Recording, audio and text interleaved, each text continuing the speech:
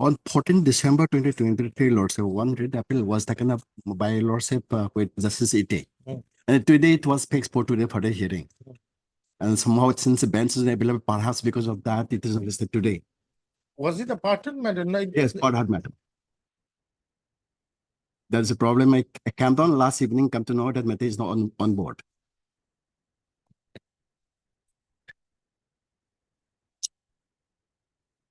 Since it is part of matter, it can be taken up today somehow, unless it is released. And the other party informed in the morning by telephone, but nobody has responded to me. They know that matter is fixed What today. is the name of the party? Izak, my lord. Izak, Izak versus Tado Manipur. That is the matter of the ADC matter. Ukrul ADC. Okay. When it, if it is not possible today or tomorrow, when the next day, Lord said, because it is. See, I'll have to recuse from that case. I see. Something happened. Hmm. Very unfortunate. Oh, very sorry, man. Then Anyway, since that is not listed. Yes. But then Tarun Kumar is not here. Tarun Kumar, Lordship, they know matter is fixed today. They booked the He's ticket. for the private respondent. Right. Right. He's for private respondent. Justice Iti, when is he coming? Oh, Lordship, I think last time when it was heard by then Chief Justice, it was heard by bench comprising with then Chief Justice and the Justice Pukan. And it was kept Cheve. And before I know. Yeah, that is the problem. So what do we do today? So then Justice Iti is not here. Right, my lord. Or another bench, Lordship, since Lordship is recusing, another bench has to be, it has to be assigned to another But bench. that has to be with Justice Iti. With Justice Iti only I can do that. Or either Justice Ite or Justice Pukan, who heard the matter earlier. No, that is a different thing now. Justice Pukan is a different thing. Right. So what do we do now? That's why Lordship I'm mentioning. Even if you mention, I can't help it this week. Oh, could it be next week, my lord? Since this court is having vacation till 17, we can have it either 18 or 19. 18, 19, there will be some difficulty on my part. Maybe, yes, come on. You will run the booster of Justice Iti. Yes, inquire. Okay, Pounam, just a minute. Let me inquire the rooster of justice. May please, Your Lordship. Lordship, I beg to mention item number 3, Your Lordship. I require 4 weeks time to file an affidavit in reply, Your Lord. Okay. For the petition. Yeah, N. Gautam. Lordship. On request made by N. Gautam, counsel for the petition. List the matter after 4 weeks, Your Lord. 4 weeks to enable him to file reply after. May I please, Your Lordship? Yes. Lordship, with the concern of other side, I'd like to mention item number 11, Your Lordship. I'm praying for an adjournment for 3 weeks, Your Lordship. 3 weeks. You are for the Petition, Your Lordship. you good now? PK Bora, Your Lordship. On request made by PK Bora, let the counsel for the petitioner. List of the 3 weeks.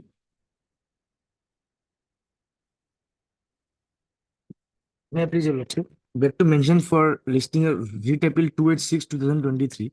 Actually, this is coming from the WPC of 2015, Your Lordship.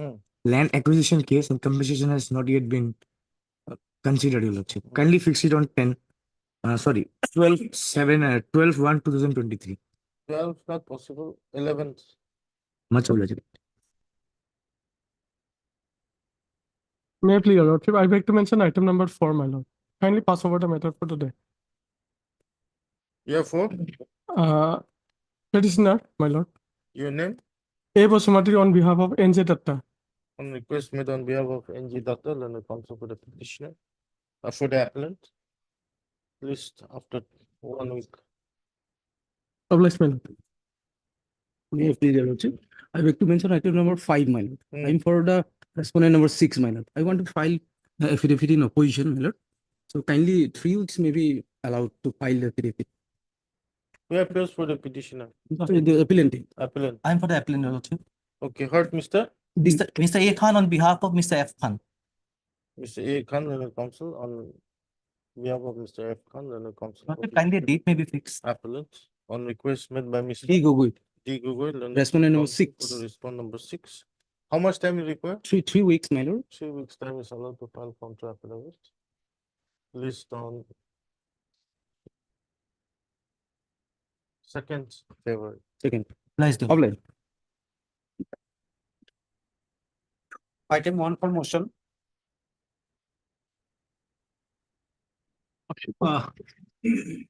In this case, my lord, they have filed their affidavit in opposition, my lord. Mm. And our reply is also lady, but because of that, my lord, I was indisposed of because of my surgery of my thighs for last 2 weeks, my lord. I could not finalize this matter, my lord. Lordship may fixed any day after 2 weeks, my lord. I will file in the meeting. Okay, on request made by Mr. B.G. Ghosh, learned counsel for the petitioner. List after 2 weeks. An interim order is that may be continued. Do you want a partially to Yes. continue till the next written? I understand that, my lord. A date may be fixed Yes, because the my lord. matter Yes, yes, pertains yes. to I'm SRPCA. not averse to that, my lord. 29th, list of matter on 29th. 29 January. Obliged. Item 2 for admission. May please, your lordship. My lord, matter pertains to State Consumer Commission, my lord. Hmm. On a last date, my lord, instruction was sought for regarding appointment of regular stenographer therein, my lord. On last order was, my lord, 18/7/2023. 18/7 or 6/11? Last, it was continued, my lord, on 6/11, my lord. The initial order was, my lord, 18/7/23, my lord. Regarding regular selection, my lord, instruction was sought for.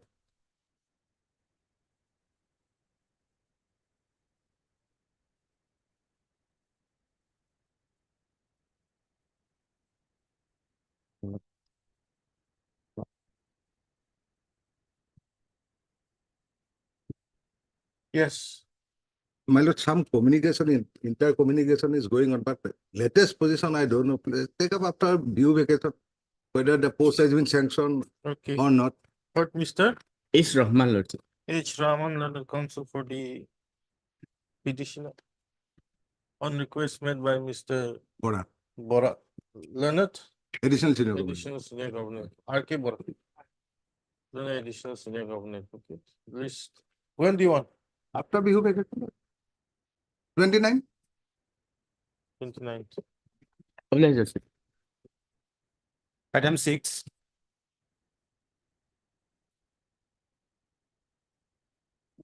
Please, your lordship.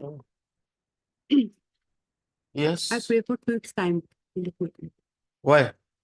I think today will come difficult. We have already informed the petitioner. Okay. Heard, Mr. D.S. Dekka, your lordship. D.S. Dekar, learned counsel for the appellant. On request made by MS. P. Bora. B. Bora, For learned counsel appearing for that's response. for number 1. When do you want? With petition. When do you want? After 2 weeks, madam. After petition. Public petitioner list after 2 weeks. Date? Any day? Much obliged, Obliged. your lordship. Item 7.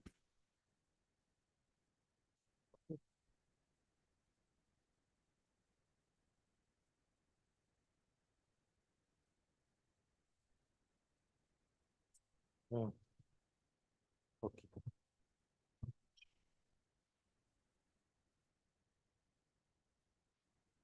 The earlier opinion, my lord, this honorable court directed the respondent to file affidavit. But What affidavit in opposition in writ appeal? I don't in understand. a writ petition, they have not filed any affidavit. And therefore directed to file an affidavit. Who appears for the secondary education?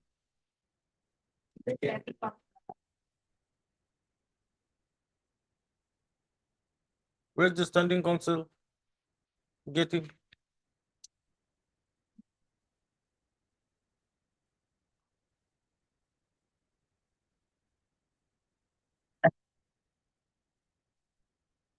Hmm.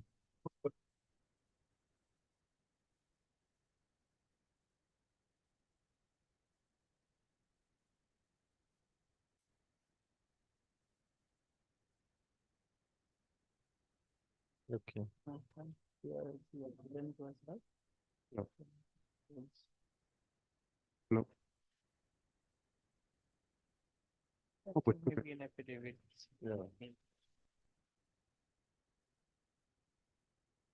No affidavit has come.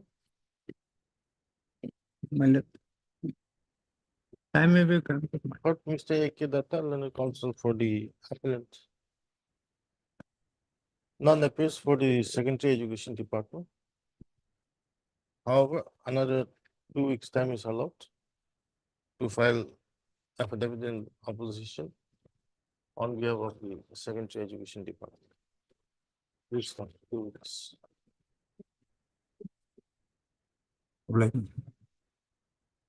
Item 8.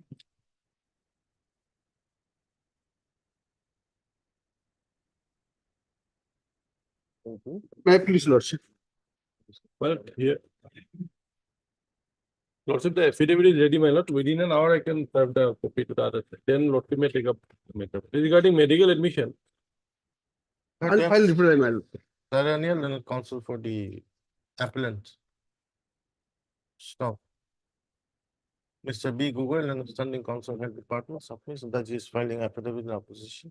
Right. Affidavit of affidavit in opposition, my within the course of the day. lordship. Accordingly, list, when do you want? Immediately after my lord, Bihu vacation, Magh vacation. I'll file reply, my lord, if required. 24th. Item 9.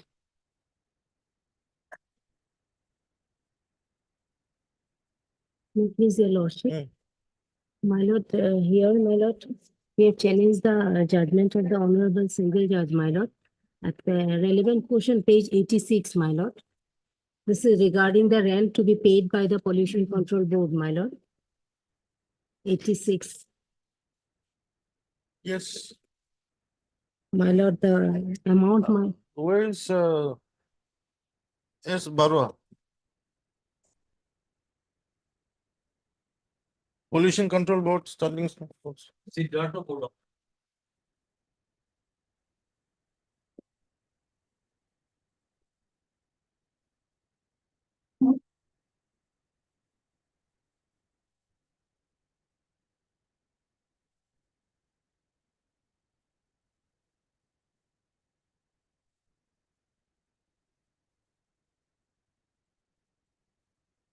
Are you appealing? I'm appearing for on behalf of Mr. D. that's standing counsel to PWD.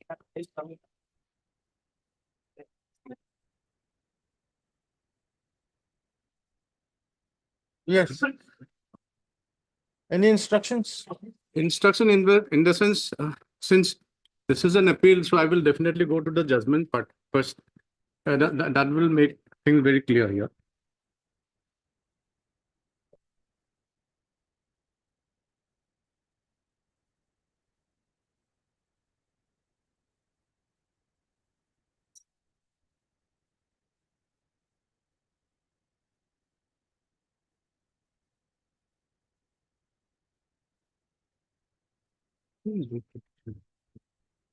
Read appendix.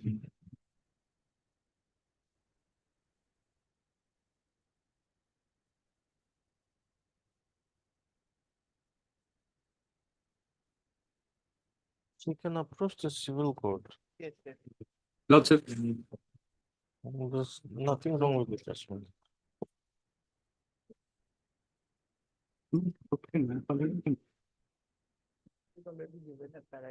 Yeah. Lordship, may I take your lordship to page 84 of the judgment, paragraph 8, the observation that has been made as regard the rent. So may I read it out? The learned counsel, has your lordship got? Page 84. The learned counsel for the petitioner has referred to the content of the letter dated 1/8/2022 issued by the Member Secretary Pollution Control Board, Assam, to the petitioner, wherein the state authority has agreed to consider the payment of rent at the rate of so-and-so per month for the ground floor and so-and-so for the first floor. Hence, it is submitted that based on the contents of the said letter dated Annexer K, the petitioner would accept a direction to the Pollution Control Board to make payment of the area rent as indicated in the letter dated 1/8/2022 effective from so and so. Under such circumstances, this court is inclined to invoke the jurisdiction of this court under Article 226 of the Constitution of India to direct payment of enhanced rent to the petitioner in terms of letter dated 1/8/2022, Annexer K, issued by the Member Secretary Pollution Control Board, Assam, to the petitioner, wherein the said authority has agreed to consider the payment of rent at the rate of 23,000 per month for the ground and 25 for the first floor, effective from so and so, so and so, so and so. Where is this letter? 1/8/2022. This is Annexer K. Page 49.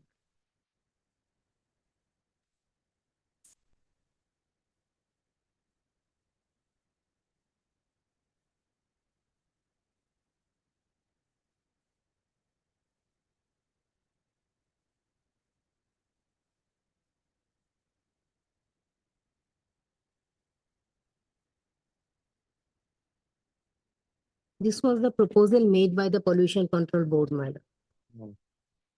Where is that, the PWD's, Page 41, 42, 43, madam.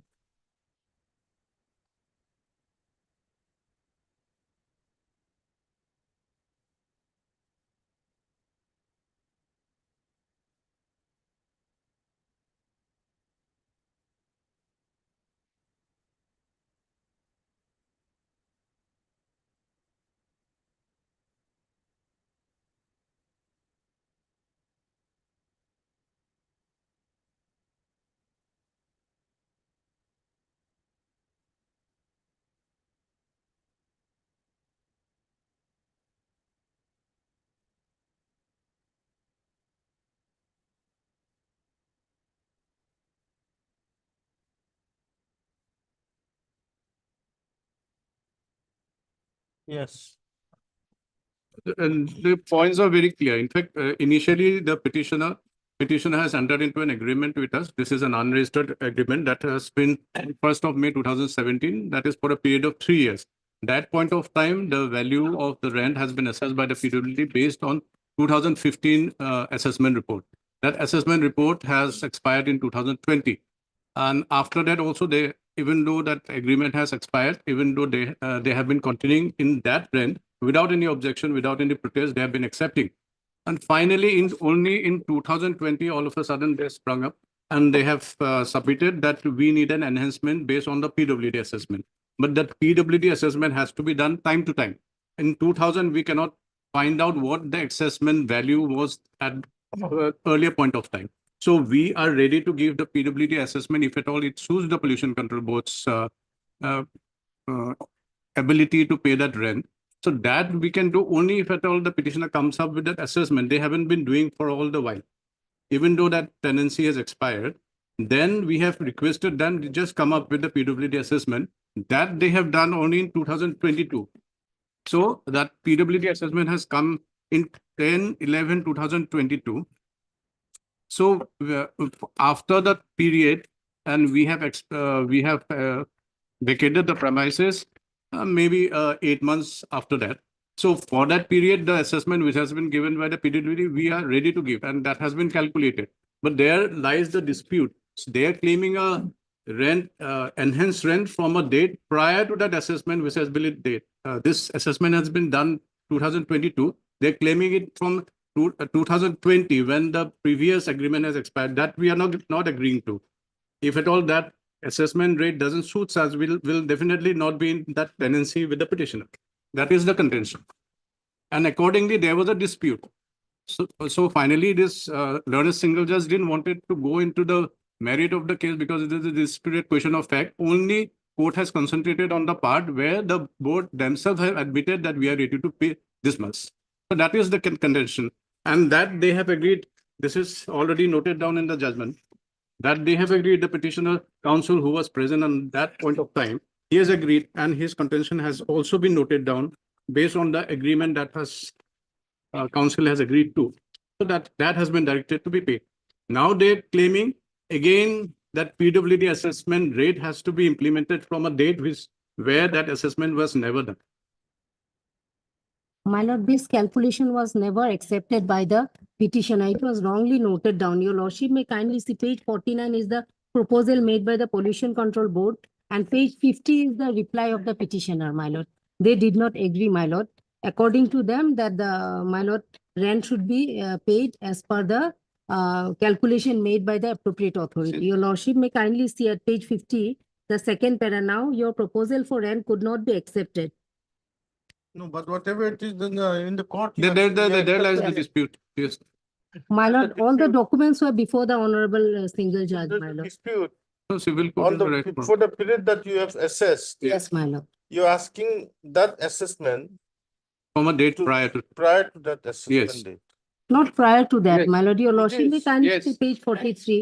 Yes, it is noted. This is a page, this is your lord value. As per additional deputy commissioner so and so, dated 14/2/2022, my lord.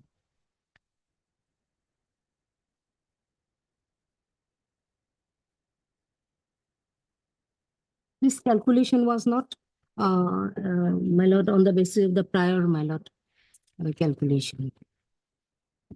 Okay. Where is that? Page 43, my lord, 43, 42, 43, my lord. There is no mention regarding the period, my lord, as my learned friend is pointing out. Yes. No, Yeah. It 14, is on, 14 to 14 to 2020. 2022, That is my the lord. date of assessment. Yes, Yes, isn't my it? yes, lord. yes. That is the date of assessment. That is the date. Now they are claiming for a date Date of assessment is. Prior to, prior. prior to Retrospective. 14, prior to 14, 2022. How can you claim this amount? Yes. At best, you can go to the, Civil court. we don't see anything wrong with the single judge order. My lord, my humble prayer is that my lord, whatever the appropriate authority has calculated, that may be paid. That is fine. Yes, my lord. That That's- is for that period, Yes, my lord. which they also agree. Yeah, we agree. Yes, my lord. But For prior that, to that, where's the assessment? There is no assessment. there is no assessment prior Then to how do that, you, only for how this do you period. claim that particular amount for a period which has not been assessed? Yes. And if at all My that lord, assessment, it doesn't suit this is us, the we won't total have then in assessment, the my tenancy. lord. Your lordship, it is quite, is clearly reflected in the letters, my lord.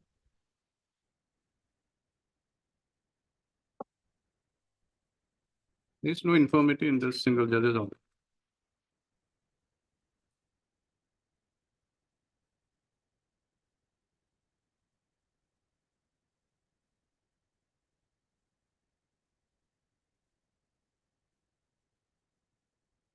Page 39, my lord. Is the, with reference to the US hereby requested to submit reassessment of the rent by PWD for refixation of house rent for the office premises.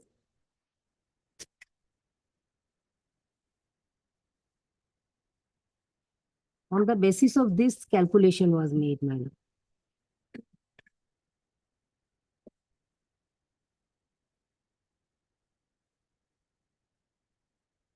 So assessment was done on 14 to 2022. Yes, my lord. But before that, your lordship may After that period, your they're lordship, willing to pay that amount. But prior to that, where's the assessment? So there's my lord, nothing wrong with- assessment was not on that date, but for the nothing wrong period, with- it is not nothing wrong with reflected. the single judge order. No. My lord, it is not reflected, the period is not That reflected is here. the my lord. whole issue now. Yes, my lord. There's a dispute now. So you've been given liberty at para 11 to approach the civil court. Yes. So why didn't you take the liberty? And take the paper? My lord, this matter may be taken up tomorrow, my lord.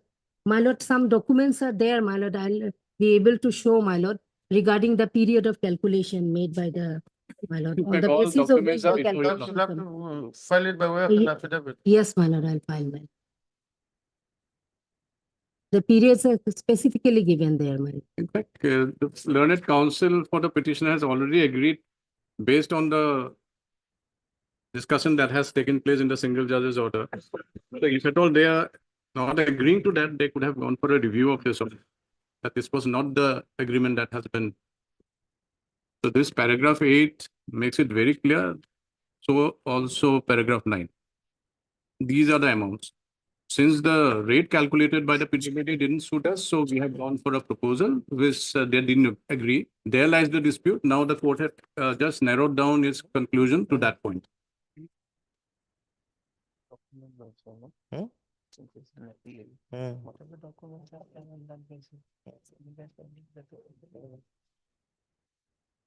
She can file a review.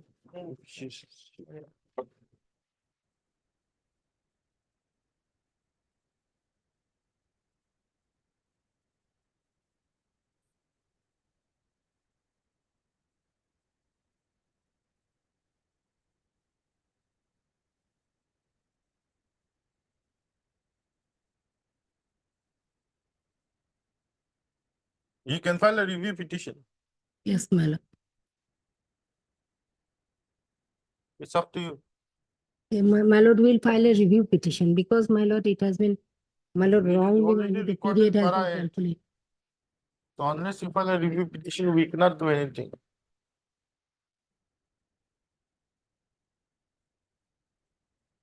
Yes, my lord, that part we did not agree. So my lord, my lord will file a review petition. We know this. Yes, my lord. MSSP Chaudhary, Leonard Counsel for the applicant, prays for withdrawal of this suit appeal with liberty to file review petition. A period of limitation may be. That, Right. that you can take it up with Mr. S. Doral, understanding council appeal for the pollution control board Assam, and MS I'm that, M. Das Leonard, government advocate, my, PW, Sam. appears for the PWT department. Stop. With appeal is accordingly dismissed with liberty as paid for. Item 10. For item 10, this column, Paunam. Justice Karnak will be sitting from 22nd. Also, yes, 22nd, yeah, we can have it on 27th. Can you give a message to Tarun Kumar Yeah, definitely, ma'am. that this court would want him to be personally present on that day? Yes, ma'am. 22nd. You have a mention slip. Have you made your mention memo? Yes. Yeah, it's memorized. List it on 22nd. No. It's good.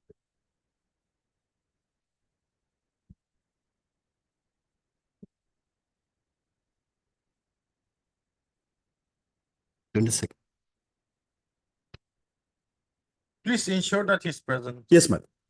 Maybe we can't take up matter on that day because I'll be recusing myself. But then I want his presence. Yes, ma'am.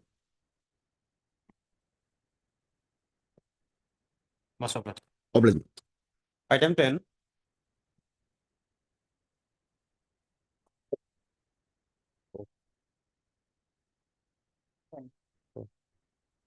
May it please your lordship.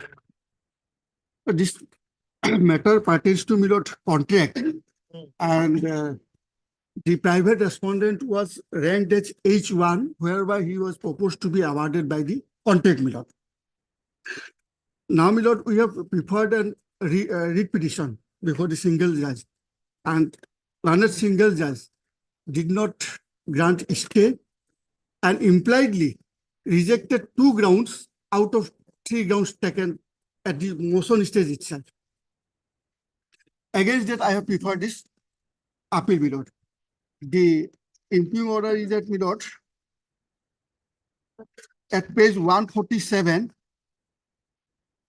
and order part starts from 148, Milord.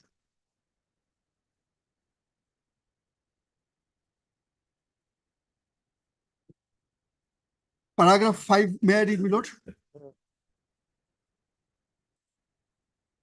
Yes.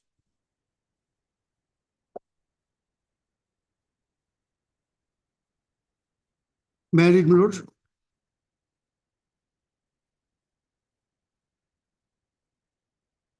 Peruse the tender documents issued by the respondent's aims. The petitioner failed to place any such clause or tender document by which respondent's aims was required to disclose a technical score obtained by each of the technically qualified bidders before opening financial bids. The petitioner also could not place the relevant clause of the tender documents by which the marks assigned to each of the technically qualified bidders in 6 clauses have to be specified during the declaration of technical and financial bids of the concerned technically qualified bidders.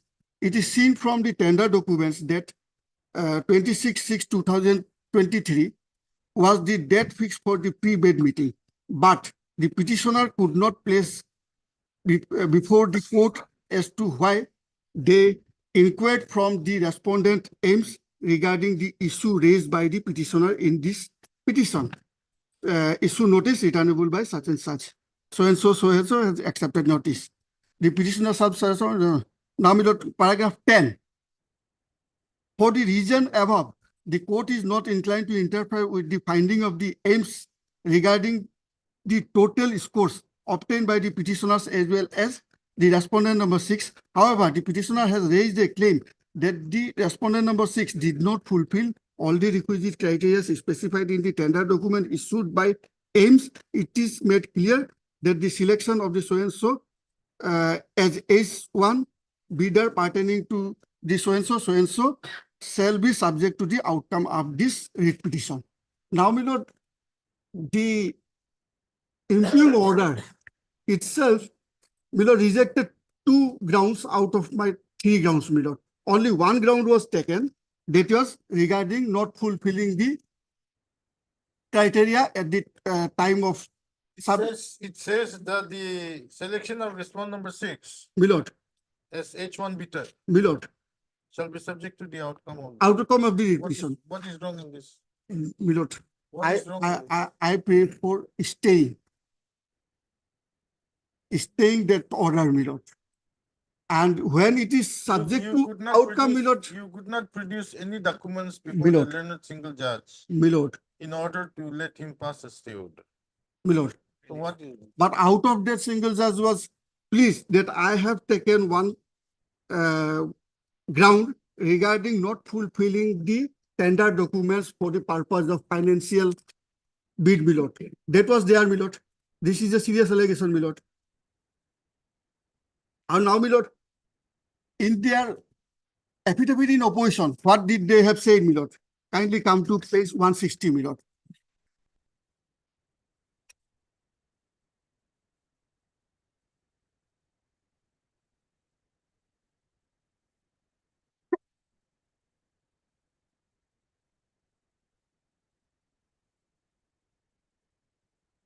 Page 116, that is their reply, my lord. 160. In paragraph 10 of my writ petition, I have said that how they did not comply with the requirement of the tender.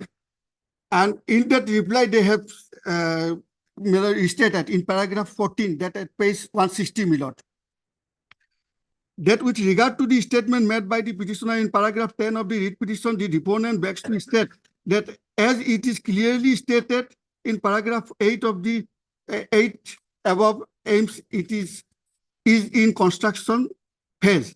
The main hospital building is under construction and so and so, so and so. The last line, my lord, based on last sentence, based on the work plan, individually technically qualified bidder have submitted their proposal bids as per their assessment, and hence their proposal cannot be termed as invalid. Now kindly come to page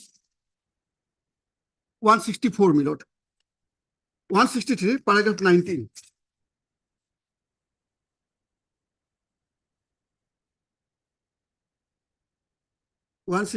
Paragraph 19. That with regard to the statement made by the petitioner in paragraph 15 of the writ petition, the deponent begs to state that the bidders were expected to quote their bids with due diligence based on their work plan analysis along with the statutory allegations as principal employer. The institute is bound by the prevailing labor law, existing law, compliance of the same by the contractor based on the work plan. Individually technically qualified bidders have submitted their proposal bids as per their assessment, and hence their proposal cannot be termed as invalid. The institution has no say on the financial courts. The compliance of all statutory obligations by the contractor is mandatory. But they have admitted that they have not scrutinized that part of the matter, my lord. Because, my lord, the rate they have quoted that comes below as per, my lord, minimum wages act, my lord. That comes below that. That was the allegation. And they have admitted that they have not scrutinized that part of the matter, my lord. Because they have said that the institute has no say on the financial codes. We see no reason to interfere with the single judge order.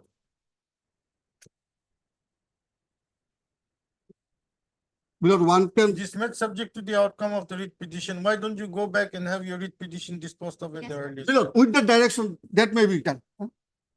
Yes, my lord, which within 2 months, yes, within 1 month, my lord, that can be done, my lord. And one more, that two grounds. Why should we give a specific time? Why My lord- should we give a specific time? It's for you to pursue your method, not for us to give a direction. Otherwise, my lord, that matter will get, if your lordship does not direct that. Early disposal, my lord, yes, that can be done. And one more, my lord, with liberty to raise those two questions also. I will satisfy there, my lord. This is only in the motion stage. Yes, my lord. There was no rejection of any sorts. My lord, that observation may be made, my lord. That will help me. Yes. My lord, that order was passed before issuance of the work order, my lord. After that, work order has been allotted because that work related to cleaning of the hospital, my lord, that is very important work upon aims, my lord. That's why that should not be my humble prayer. That may not be stay, my lord, in this. And honorable single judge already observed that that is the outcome of the writ petition. And we have already filed our affidavit in opposition. Even respondent, private respondent has also filed their reply on that case, my lord, writ petition, my lord. So Private maybe- respondent has filed. Also, yes, my lord. Private open. No, I think that they have filed, my lord. They have entered their appearance. I don't know whether they have filed or not, but they have entered their appearance. I have not filed, but the Entered their appearance. affidavit I have enclosed here with, it is shown as if they have appeared for all, including the respondent number 6. At page 152, my lord. My lord, considering the gravity of the work, my lord, that may not be stated. My humble prayer, my lord, the cleaning. Considering the gravity of work, my lord, that is cleaning of the hospital and is only, my lord, that is in hospital, hostel, guest house, my lord, that may not be, my lord, in stay at this stage, my lord. After hearing, my lord, the petition. No, we are not interfering. We're just saying Yes. dispose of it there. Yes, my lord, that will. Well, with early disposal of the petition.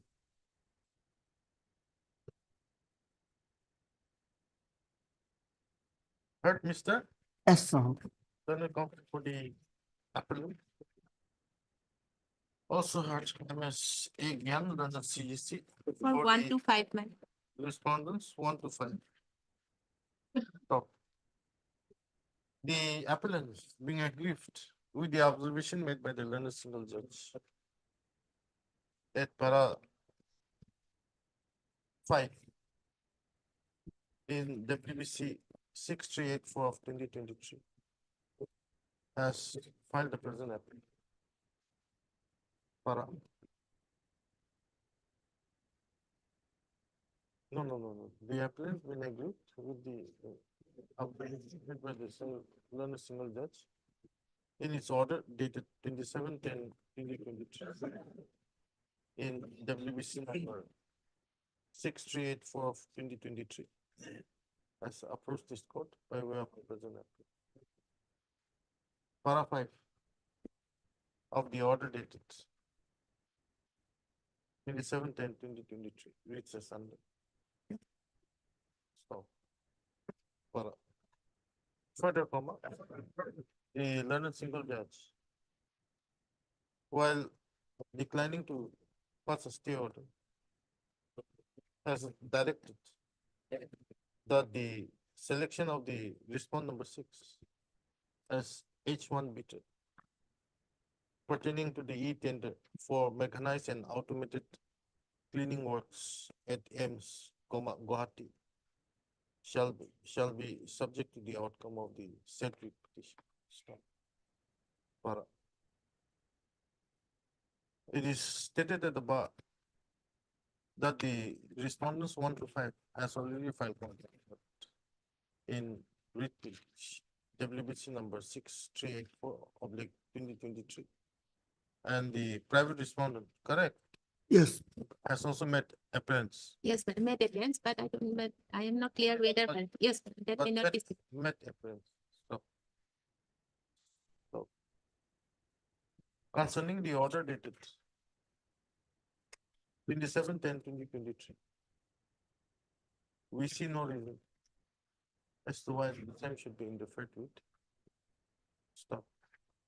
However, as the respondent 1 to 5 has already filed counter affidavit, and the private respondent has met appearance, and as the matter involves public interest, we request the learned single judge to dispose of the WBC number 6384/2023 at the earliest with the above observations.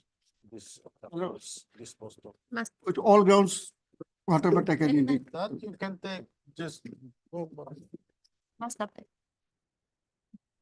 Item 28 from supplementary list.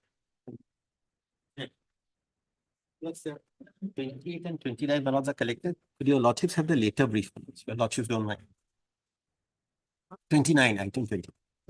I mean, we gave clear copies to my learned friend as well as we also have.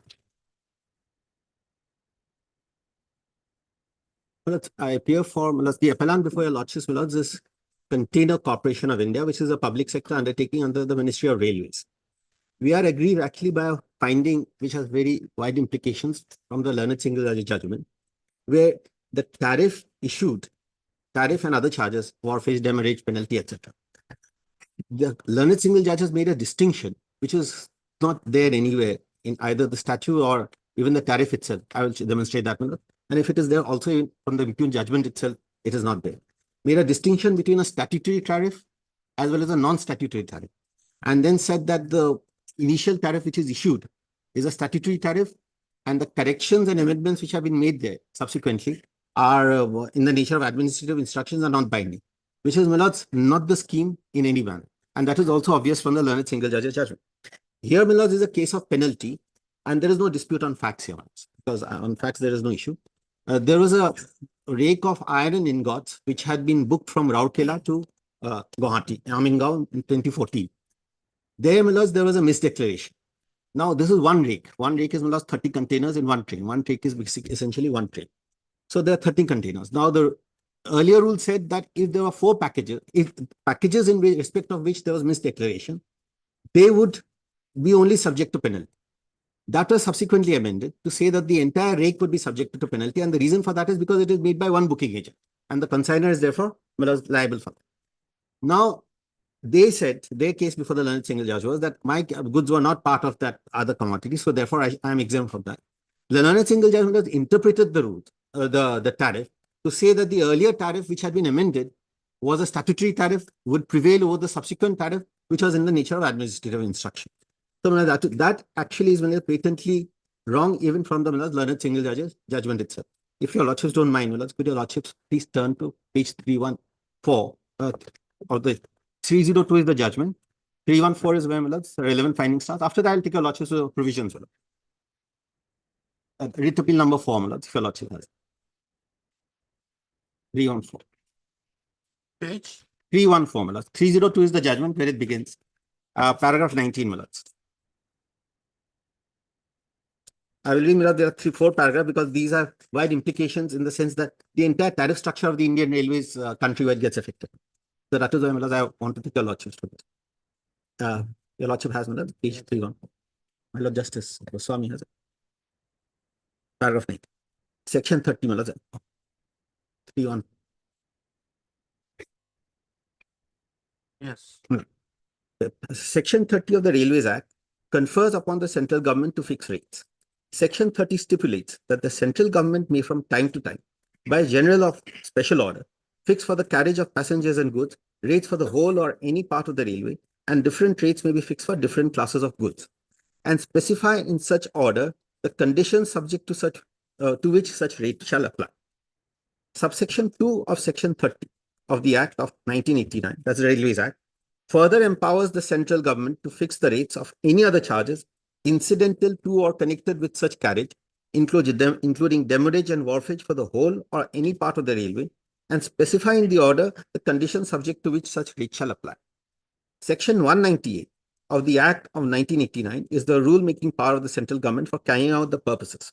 Further, Section 199 of the Act of 1989 stipulates the rules has to be laid before Parliament in the manner stated therein, and the modification or annulment of the rules upon being laid has to be agreed by both the Houses of Parliament. Now, this is the goods tariff part now comes in.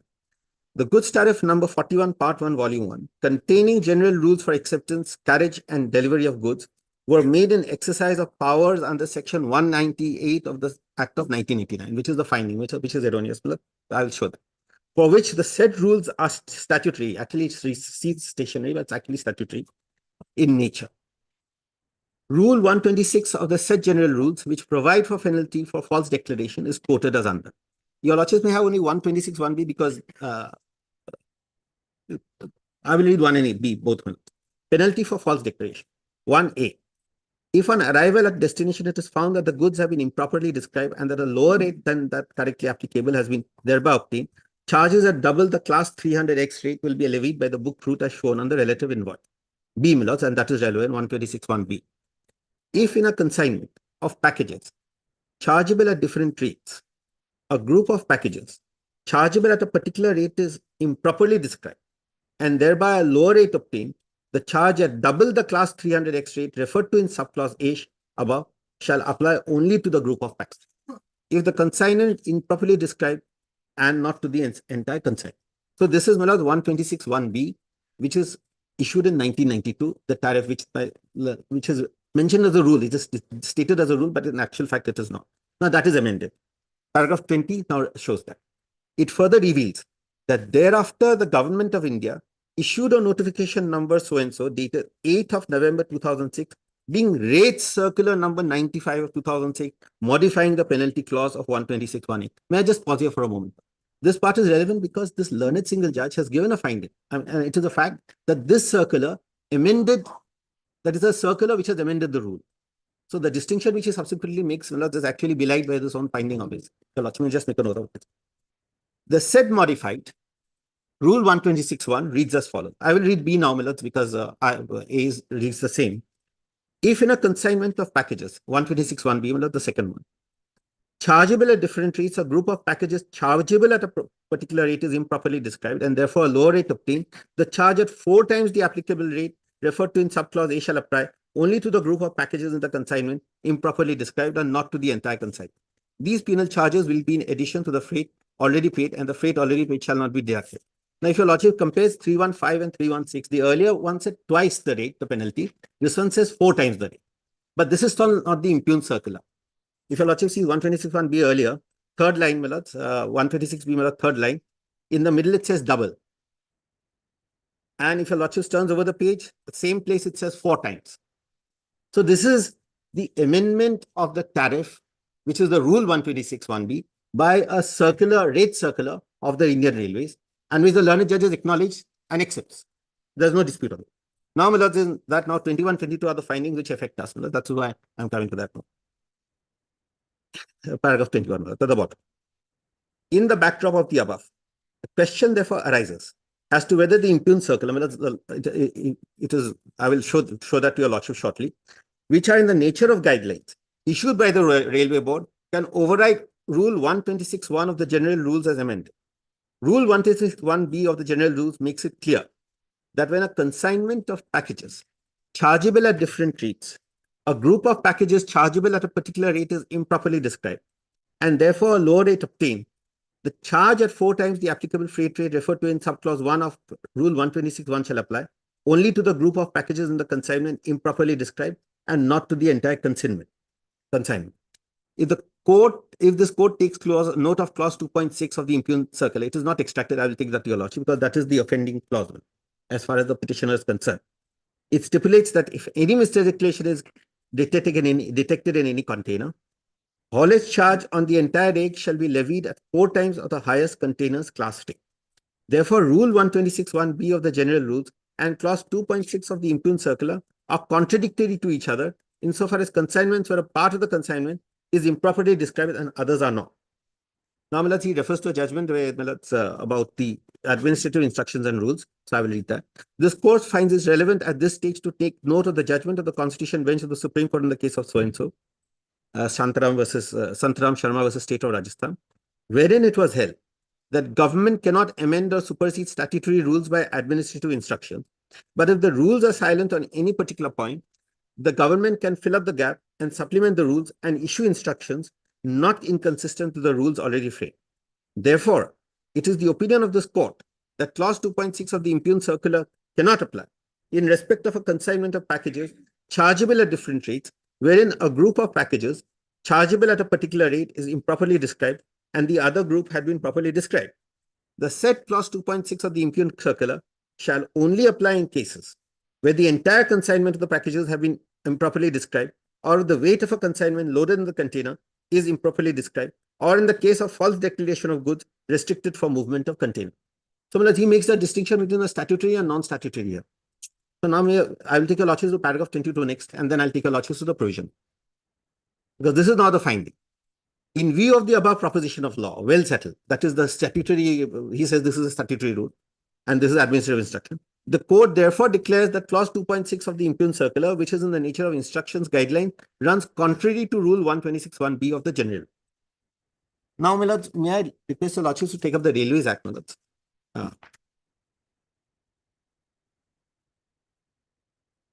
Section 30, if your lordships don't mind.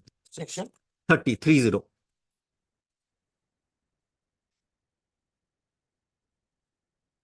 The learned judge already discussed it in the judgment. I'm now reading out the provisions to show the width and how it is, because this is fixation of rates, chapter 6, Roman 6. Section 30 says power to fix rates. The central government, central government may from time to time, by general or special order, fix for the carriage of passengers and goods, rates for the whole or any part of the railway, and different rates may be fixed for different classes of goods and specify in such order the conditions subject to which such rates shall apply, which will also include penalty, damage, etc. The central government, 32, central government may by a like order fix the rates of any other charges incidental to or connected with such carriage, including demurrage and wharfage for the whole or any part of the railway, and specifying the order the conditions subject to which such rate shall apply. Now, section 31. So therefore, this is an all-encompassing power, omnibus power to fix rates for all kinds of contingencies, wharfage, demurrage, freight, penalty, etc. Now, power to section 31 is the power to classify commodities or alter rates. That's important because that's how it is altered. The central government shall have power to classify or reclassify any commodity for purpose of determining the rates to be charged for the carriage of such commodities, and increase or reduce the class rates and other charges. So this is what how the tariff was modified. And this tariff has not been modified once, it's been modified 5-7 times, the multiple circulars, but I will only take a lordship with the other one. And now when I just demonstrate the nature of the powers, if your lordship see section 32, power of railway administration to charge certain rates. That's not so relevant for us, but what I want to demonstrate from here is that this says that you can have station to station rate, the power, there can be different rates for different railways. Say for instance, the NF railway, they can have a different rate. There can be a different rate even within the for a division of that railway. So this is what 32 says. So the power is wide range. So if I'll just read 32 and to make it clear. Notwithstanding anything contained in this chapter, it's a non-obstante clause within this chapter. A railway administration may, in respect of the carriage of any commodity and subject to such conditions as may be specified, quote, a station to station rate, increase or reduce or cancel after due notice in the matter determined by the central government, a station to station rate, not being a station to station rate, introduce compliance with an order made by a tribunal, withdraw, alter, or amend the conditions attached to a station rate, other than conditions introduced in compliance with an order made by the tribunal, charge any lump sum rate. So, today the range of powers as per chapter 6 is wide. You can issue a tariff, the railway board can issue a tariff, and they can alter, amend, do anything regarding the freight or any charge. Now, may I take your lordships to the general tariff, which and the amendment as it is. If your lordships would turn to page 121.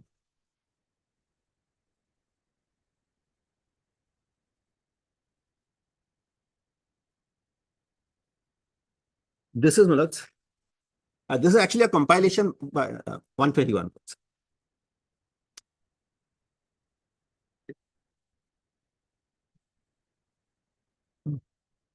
Yes. I just want to read one of below the general rules. There it says the general classification. This is goods tariff number 41.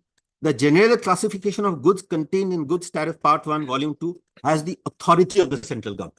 It does not say it is the authority of parliament. Because this is the tariff in question. Has the authority of the central government. This is a section 30 issued. This is not a section 198. Oh, I didn't take your lordship to the subordinate legislation. I should have. I'll take your lordship to the rule making power, but basically this is under 130. This is what is very clear. Then your lordship may come, my lords, to page 127.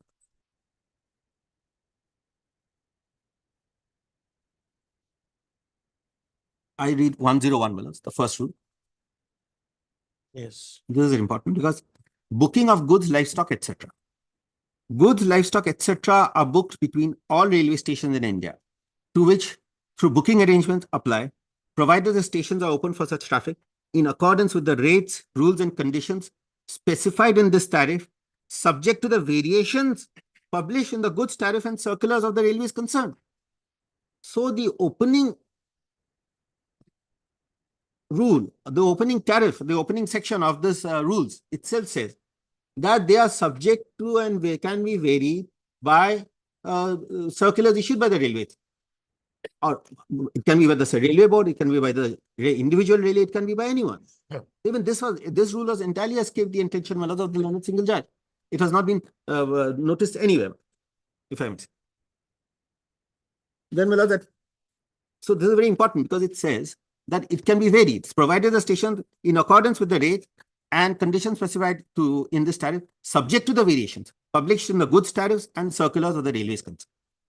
So the goods tariff, the learned single judge himself is relying on, itself says that it is subject to variations by circulars published subsequently. Now, if I may take your lordships, the lordships on mine, so page 134, which is the 126 one we have found here, but I'll just show that.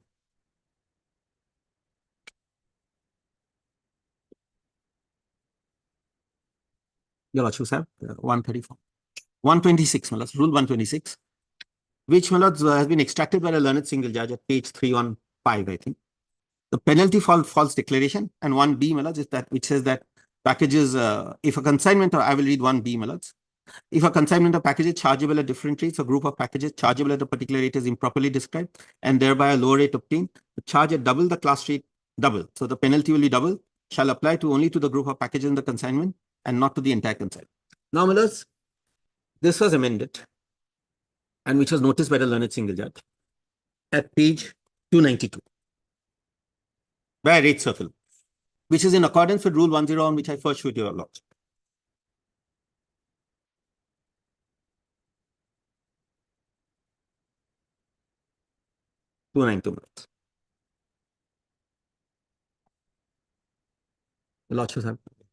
I will now read, this is a rate circular number 95 of 2006 at the top right, dated 8th of November 2006, Government of India, Ministry of Railways. Penalty for false declaration, rule 126 of goods tariff number when the subject. Now, the first part is relevant. Rule 126(1)(a) mentions penalty for misdeclaration of goods. Sanction of the central government is hereby accorded to the modification of the penalty clause of rule 126(1)(a) as follows. So, that same rule is now modified by a rate circular. So, the rate circular, in keeping with 101, of the rule 101, is now modified by, that is of 1992. 8th of November modifies this rule. That is subclause A. Now, I will take your lordships now to the circular which they challenge, which is at page 109. There, this amendment part was not mentioned, but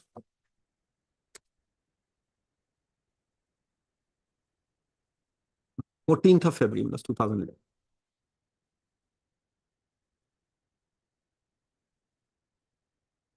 Your lordships, on the top right note, it's rate circular number 5 of 2011. So this is a rate circular, which is in keeping with rule 101 of the goods tariff, that rate circulars can amend the tariff.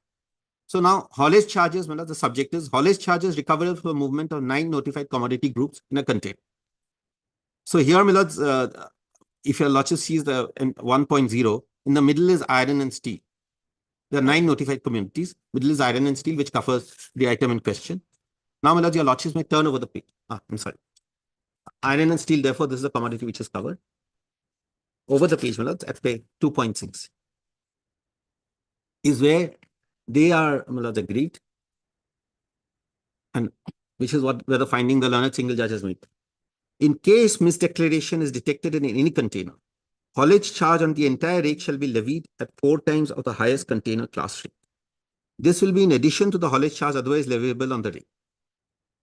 So, if there's a case of misdeclaration, it will be charged on the entire rake. Earlier, it was restricted to a set of packages, only the offending packages. Now, and the reason where the rationale is because it is one booking agent, it is one consignor who does the booking. So, which is why the responsibility is fixed on him.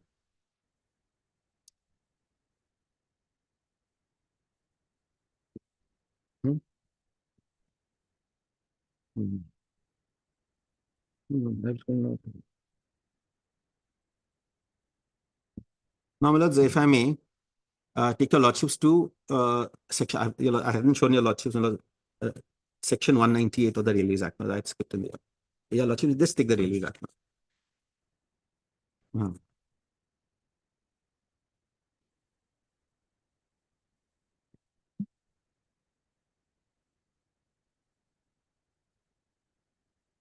198. This is the rule-making power. Because the learned single judge, my lord, says that the goods tariff is on the rule-making power, which is obviously it isn't. And I also make that good, my lord, even from this.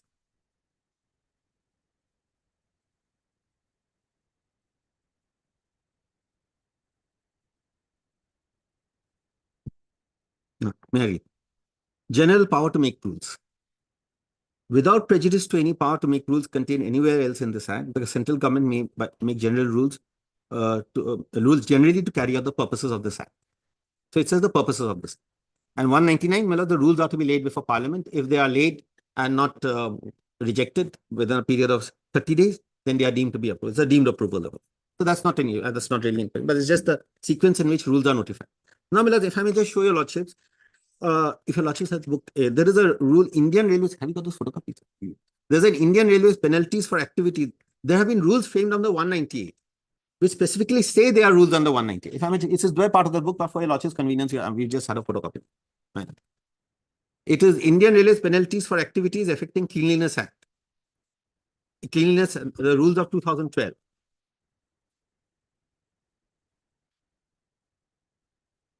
Now, your lordship just sees the preamble at the top, italicized, my lords.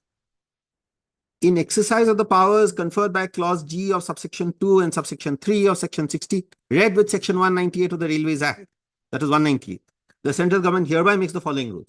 So, my lords, these are rules made under 198, and that is how they read. The goods tariff which I showed to your lordship, there is no whisper or mention anywhere. That is made under 190. Now, my lords, if your lords, I could take your lordships back to the judgment, to the learned single judge's finding. Well, that's the erroneous premise now. And then the implications, because now, my lords, 314, my lords, so it was 314. At the bottom, lords. 314, at the bottom, the last last sentence. The goods tariff number 41, part 1, volume 1, containing general rules for acceptance, carriage, and delivery of goods, were made in exercise of powers under section 198 of the Act, for which the said general rules are statutory in nature. Rule 126 is quoted. And then, the finding, so this whole finding that they are statutory is erroneous, and it is erroneous also from paragraph 20. Again, if I may read, it for paragraph 20 at the bottom. It further reveals that thereafter the government of India issued a notification number so-and-so 8th of January, December, 8th of November 2006, being rate circular, modifying the penalty clause of 126(1)(a). So the rate circular he himself says is modified. The goods tariff which I showed to you a lot. So that's the finding. Then how can you say that one rate circular modified the penalty clause and the other at page 21 and 20, paragraph 21 and 20, the finding now alerts. In the backdrop of the above, the question therefore arises as to whether the impugned circular, which are in the nature of guidelines issued by the Railway Board, can override Rule 126, one of the general rules as amended.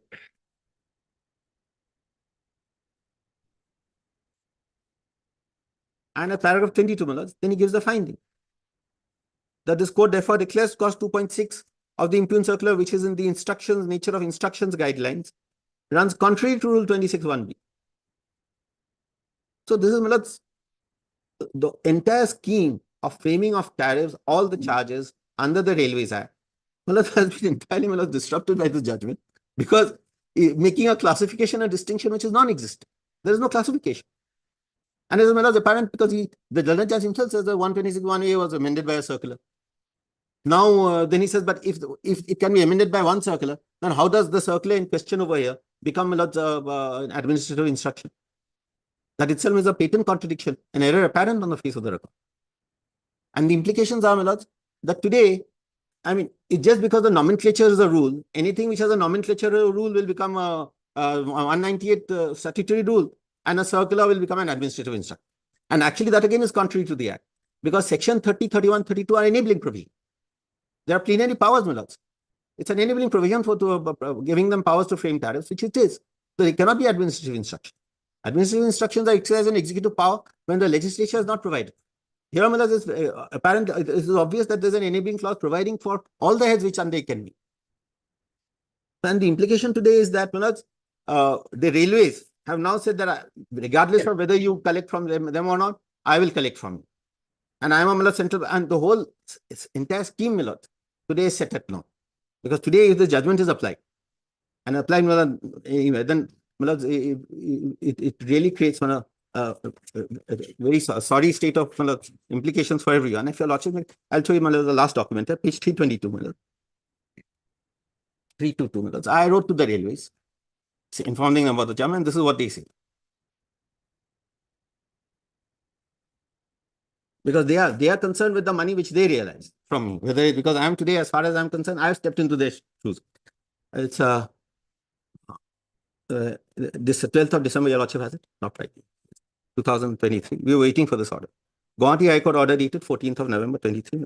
And your lord, I may take your lordship to the last paragraph here. Because the earlier one is only earlier paragraphs are only a reference to the various correspondence which was there. These referred to so and so, it is seen was booked from, they have given the facts and then they have referred to the provisions. At the page 323, that's the last paragraph, if I may take your lordship. Now they are saying that the liability is upon me. Because because of this declaration. In fact, the above mentioned guidelines are applicable to all container train operators, including Concord. Therefore, Concord is liable to pay the charges for any misdeclaration today. However, Concord may frame its rules for misdeclaration in view of clause 10.4.1 instead of applying Indian Railway guidelines for its customer. So the long and short of it is that today he makes a classification, sum up. He makes a classification which is non-existent. There are no statutory rules, there are no administrative guidelines. These are all framed under one enabling provision, sections 30, 31, 32 of the Railway Act. And both are tariffs issued under all these are tariffs compositely issued. Now, to say, and the implication is that by making this distinction is that rate circulars, because the very nomenclature are not rates under section 30, which is ridiculous, because that is in the face of the scheme of the Act. And my lords, as far as this finding is concerned, the railways should have been at least called upon, to give their view, because after all, it's an act which they are administering. Well, that also was not called for. In fact, the whole sequence of events as it happened, and I will not trouble your lordship by taking it. Page 275 is an affidavit which was filed on 19th of September 23, where my learned from the petitioner made an averment that there are statutory rules. But there is no basis. There is nowhere in the scheme of it. And today, my lords, if this whole situation is allowed to persist, my lords, we today are in a very difficult situation because the whole system goes all right. So, my lords, I would request, my lords, that your lordships may kindly take this matter, but grant the stay of this because it's very important, because this whole situation is allowed to persist. And, my lords, we have direct help. Lordship, may I? Lordship, first of all, these rules which is vehemently challenging, the rules circulars, is not his baby. They are framed by the railways. Railways are now railway board. Railway board is not agreed. What is Concord?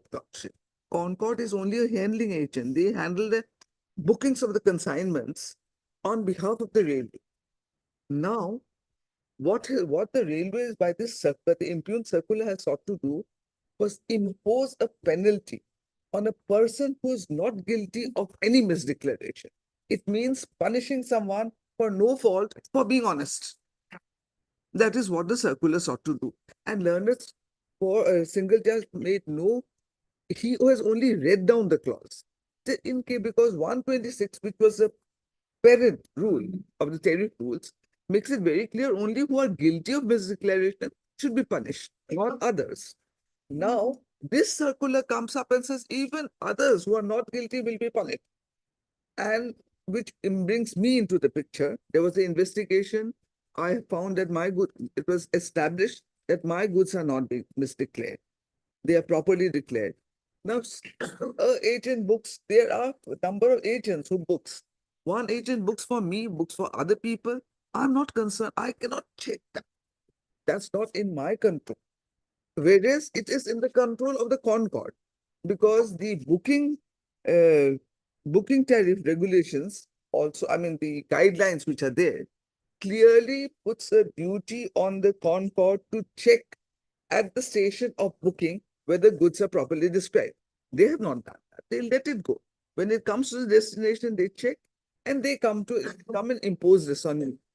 Now, the question is, railways, since the court has read down these rules, railways ought not to have asked Concord to pay the penalty. But that's a different aspect. Instead of that, the Concord now wants me to pay the penalty, for which I'm not guilty at all. It is amounting to punishing an innocent person, an honest person. Is that something that this honorable court would allow? Definitely not. I mean, where is the justice? Just because someone has booked, and the height of everything is lordship, the booking agent goes to Odisha High Court. There in Odisha High Court, he files a writ petition challenging this penalty and gives an undertaking on behalf of me also, I'm not privy to that proceeding, that I will pay the penalty by way of bank guarantee. Concord is taking bank guarantees and releasing the goods now. I refused, I came before your lordship. Now this learned single judge lordship will look only at last two paragraphs, which has not been pointed out.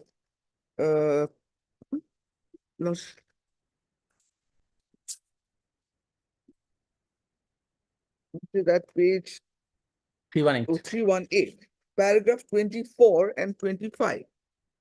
In the backdrop of the above, if this court reverts back to the facts involved, it being the admitted fact that there was no misdeclaration in the case of the petitioner's consignment, the imposition of the penalty upon the petitioner was illegal and unauthorized, for which the impugned communications this, so far as they relate to the petitioner, are set aside and quashed.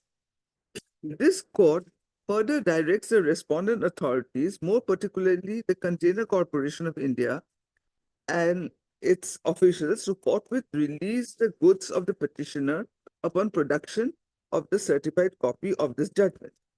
Before parting with the record, this court, however, makes it clear that this court has not set aside the impugned circular bearing rate circular number this, and its various corrigendum issue, but only reads down the clause 2.6 of the impugned circular shall not be applicable in respect of consignment of packages charged at different rates, where a group of packages chargeable at a particular rate is improperly described and the other groups have been properly described. It is made clear that in respect of such consignment of packages chargeable at different rates, of which a group of packages chargeable at a particular rate is improperly described, then in that circumstances, the charges 4 times at the applicable freight rate only shall be applicable in respect of those consignments improperly described and not the entire consignment. So, what the single judge has done, that people who are not guilty should not be punished, plain and simple. Now, after reading down the circular, railways have not come forward. Railway board has not filed an appeal. Railway board, in fact, has written a letter, which again I feel in my thing, that is not proper, but that's besides the point. They are not aggrieved by their reading down of their circular. Concord is coming because Concord has now, Railways is asking them to dish out the money. Railway is not asking me. Railway is asking Concord to discharge the money. So that is a different aspect of the matter altogether. Whether in view of the reading down, the railways can do it.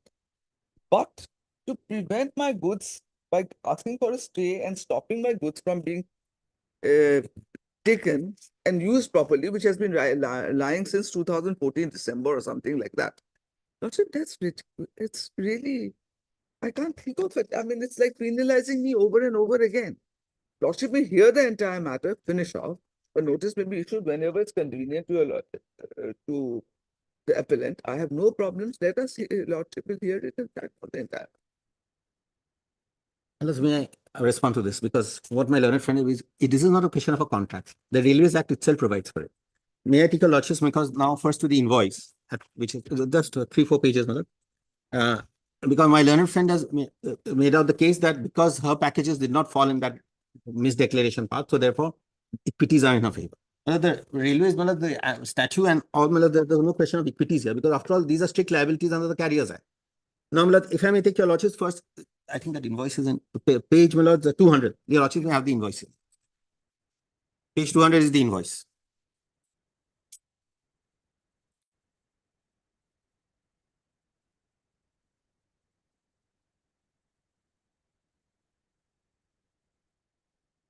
Your lordship, it's the type copy of the invoice. So basically it says, if your lordship sees consigner in the middle, consigner reliable sponge, account Mahabir Fellow Oils, consignee Ladi Steel Limited, which is the rate petition. Your lordship has that.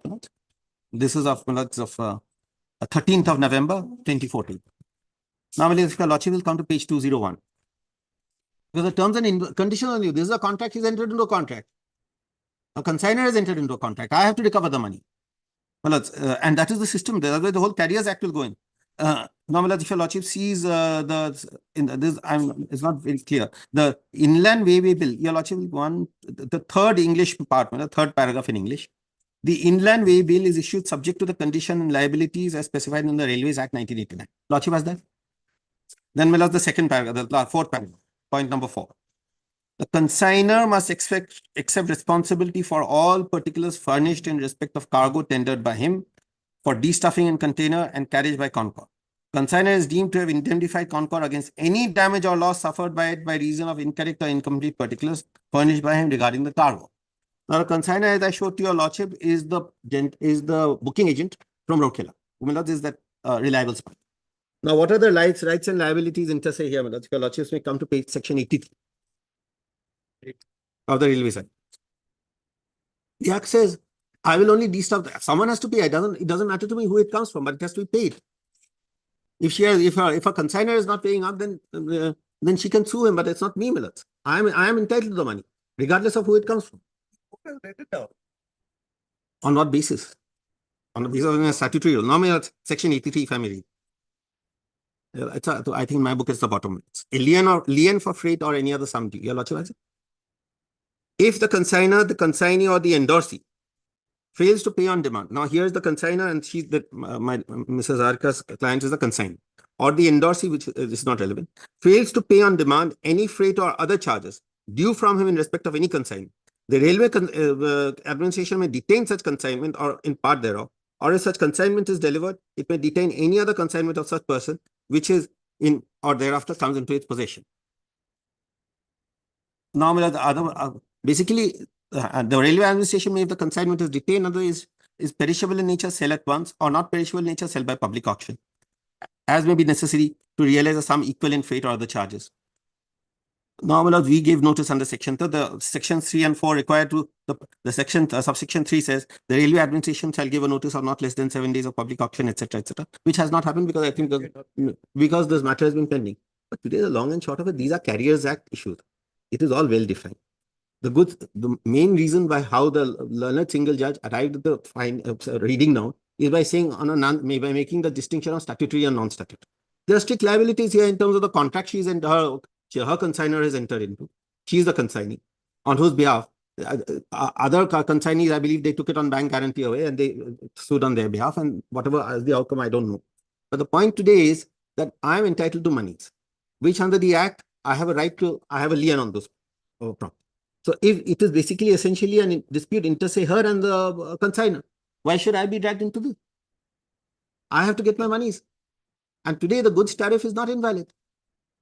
The goods tariff is valid, the circular is valid, the runner single judge has read it down on the ground that it is a non-statutory rule. I'm making a classification which I should demonstrate to your lordship is non-existent. And the invoice, the consignor has accepted. So today, if a consignor is not taking steps, I cannot be able, at the end of the day, I need my monies. Someone has to pay. So that is her between her and the consignor. So why should I be dragged into it? These are strict, these are liabilities in the contract and statute enter, these are well settled under the Carriers Act. Any other carrier will have the Railways Act over here. I don't need to go to the Carriers Act. So which is my, particularly this kind of a error, whether railways comes, doesn't come, the point is that they will probably wake up later on when they realize the implication. But at the end of the day today, if they have not come, doesn't mean that they have not chosen to come, because the wheels of the government always move very fast, slowly. But your lordship, because we in here, in the case which had to come, we filed it in time, of course, because after we got the railways list. But the long and short of it today is that today there is an erroneous position in law declared by the learned single judge, which, if allowed to persist, is contrary to the scheme of the Railways Act and the tariffs framed thereunder. This situation cannot be allowed to persist. That's my respectful submission. Lordship, look at the alternative prayer. They want a prayer that railway may not insist upon the appellant to pay on account of misdeclaration. That is the alternative prayer. So they jolly well know that's unfair. No, that's because of the letter. But today, Whatever it is not a question. Today, my learned friend has today only shown the circular. She has not rebutted any of the legal issues at all. I will at the time of hearing. So then why not now? Because we are today saying that the position is erroneous. Full length hearing, I'm ready. Let there be a full length hearing. It's up to your lordship. Let there be a full length. If you can admit appeal, I feel the issue now whether the tariff rate that circular, whether it MFSC shows that tariff is under section 30, not under 198. In that case, which one will prevail? If there are two circular, there is one decision, but he's not being able to give it to me. So we'll examine this.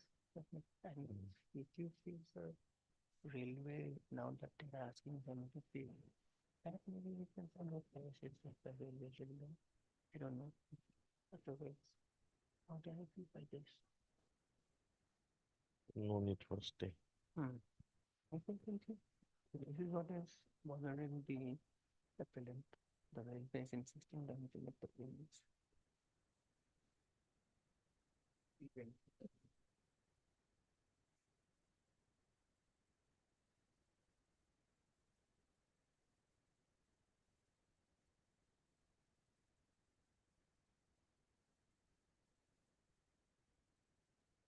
Ending millers are so patently in the face of the statute. Let's have a full length hearing. What is prevented?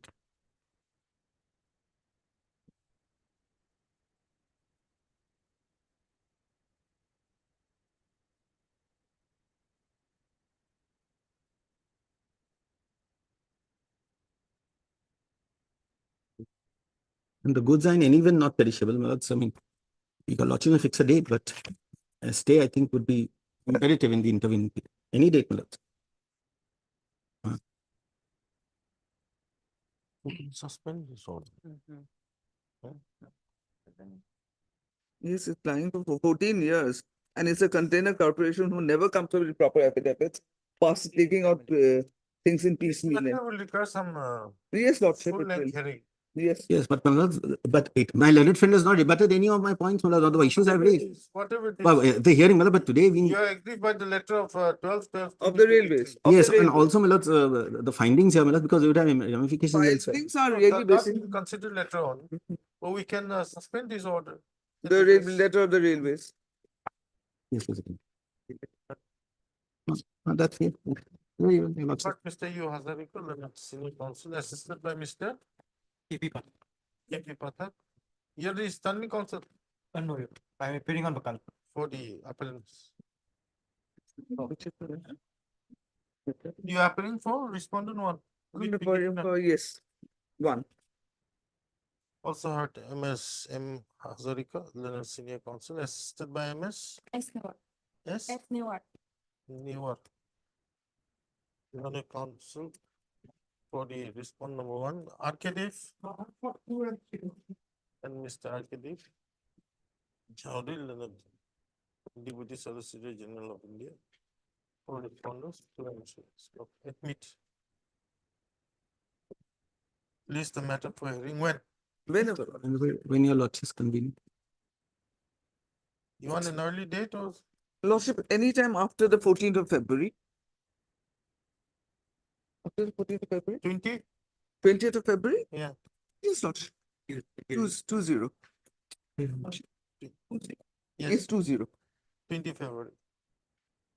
In the entry, the communication dated 12/12/2023. Written by the C22. Oh, the railway board. Really? written by the railway board. Please. Yes. And addressed Ministry to- of Railways, railway board. Yeah. written by the Minister of Railways, written by the railway board. Oblique R3. And addressed to the appellant. Shall remain suspended. Great. Right. There's a caveat. We had a caveat. Oh, the caveat. Caveat stands this. Obliged. Great.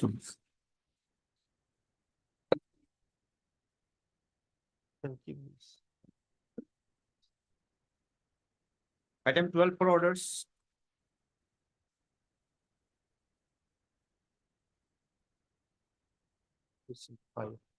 No, in this case, we took steps and Lojima Court, there is a note. The service is complete, Lord. Maybe fix, come up for admission interview.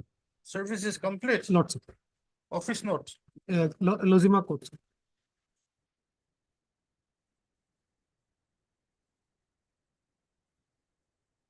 18/12/2023. Lord.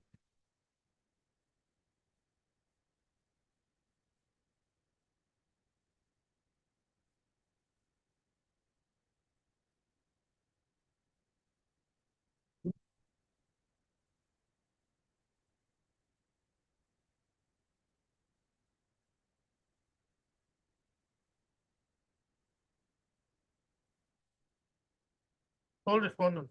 Sole respondent. You can, I think it's accept it.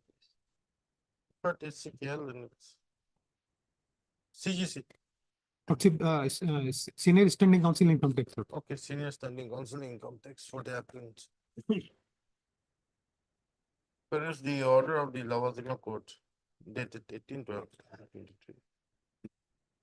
Stop. Notice on the sale respondent shall be deemed to be complete.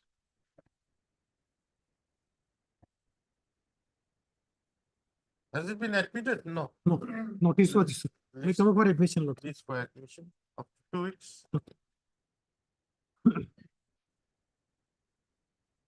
Item 13.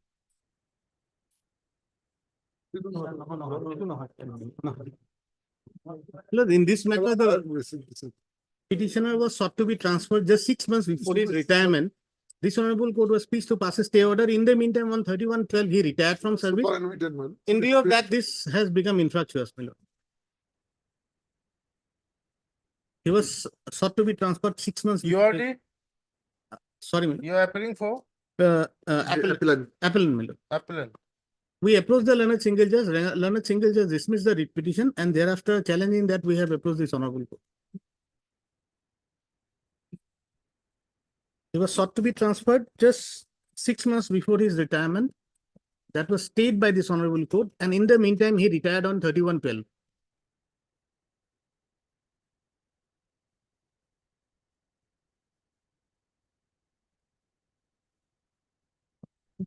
So this has become infructuous. This has become infructuous, my lord. Mr. H.K. Das, learned counsel for the appellant, submits that during the pendency of this writ appeal, the appellant retired on 31/12/2023. Yes. And the matter has therefore become infructuous. So, Mr. Vidya Goswami. I'm appealing for the stay. Learned, additional AG, Arunachal Pradesh. Appears for the state government. So, this Writ petition is, this writ appeal is accordingly disposed of as infructuous. Not so. Highly object. Item 14.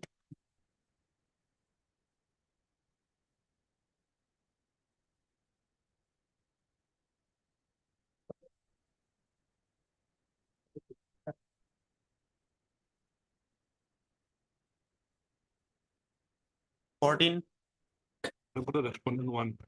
What is Furkan?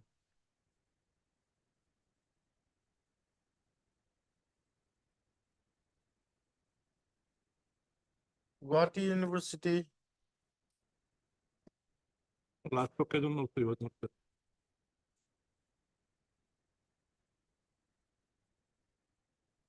He was there. After due holiday. None appears for the applicant. List after 2 weeks. Matter to be come in of admission, madam. No, let it come up in orders. Let's see. 15. There is an application filed by Bima IA is filed for vacating the interim order, my lord. That will be taken up first. My lord, following your lordship's direction, my lord, the salaries etc. have been paid, my lord, please. My lord, I was For the private respondent. You are appearing for the? I'm appearing for the state, my lord. Ah. Your lordship had posed us a question whether the salaries for the private respondent was paid or not, my lord. So that has been paid up to December, my lord. There were two candidates, my lord. One is a private respondent and the other the client of my friend, my lord. And because of the stay order asked by this court, my lord, at the place concerned, my lord, the client of my friend had was posted, my lord. So the other one against whom the client of my friend was transferred, my lord. So he was not getting salary for a small short period of time, my lord. So that 4 months. yeah, that has been cleared now. But my lord, your lordship, can you take up the IA, my lord? 3234 of 2023. Here, what about my lord? I was transferred to Longding on 28/6/2023, my lord, and since the appellant in the writ appeal failed to hand over charge, my lord, as per the government circular, I took over charge and I was functioning. Then he approached the single judge, my lord. Single judge refused the stay, my lord. Then he approached this court, my lord, and obtained the stay on the ground, my lord. There is one circular of 1998. That circular says, my lord, that one should be generally should not be transferred before 1 year of his retirement. You also kindly see. Yeah, on the IA. Yes. Then, my lord, since I went there and took over charge, and also,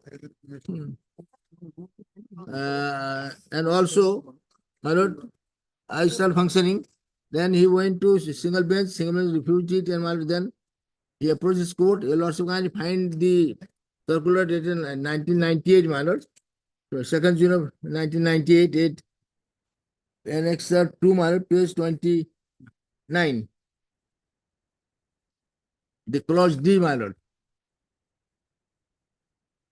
Lord, I have a subject to permission of my senior, my lord. I have a small prayer, my lord. Instead of taking up this, because I am retiring in the month of June this year, my lord. Hardly, my lord, 5 months services left with me, my lord. And he is quite a, my lord, young executive engineer. Recently, my lord, last year he has been promoted, my lord. Now the issue is, my lord, instead of taking up this, if your lordship either can take up the entire matter for writ appeal for hearing, my lord, or my lord can allow me till June, my lord. I am retiring just 5 months. For why should I be disturbed, my lord, from long My lord, That can also be let me complete my IA. Or the Also, kindly complete page 29, my lord, in Excel 2 of the IA. Clause B. Officers are not to be transferred 1 year before retirement, as it may affect preparation of their pension papers, etc. However, generally, officers posted in the field work divisions should be posted out to office headquarters 1 year before retirement. So, my lord, following this, second sentence, he was transferred to head office because pension and all clearance will be from head office, Itanagar. He was in Longding Mile near Tirap, Namsai. So, my lord, there is no violation of the circular. However, taking clue of the first sentence, my lord, he went to this court and sought for stay. And I am still hanging, my lord, though I got a salary, but I am still hanging there in Longding, where I was transferred. Because I took the unilateral charge also as per the government circular. That's allowed, permissible. Now, my lord, the ground why he was transferred has been cited in paragraph 5 of the government affidavit. The lordship kindly come to government affidavit, my lord. Which affidavit? Paragraph 5. Hmm? Main petition. Government affidavit, my lord, against the FPA, main petition. In the writ appeal. Irretrievable, yes. I think we should That is my ground. dispose of the writ appeal. Mr. Sharma, I think we should dispose of the writ appeal. But my lord, time is running out. They've already took 5 months, my lord, to get this. So I don't think any more time should be allowed. Last time, last time 3 times they took. By this month, we can finish it. My lord, And one- by this month, can it, my lord, immediately. After Bihu. Hmm? That's one done 23rd, my lord. Then 23rd.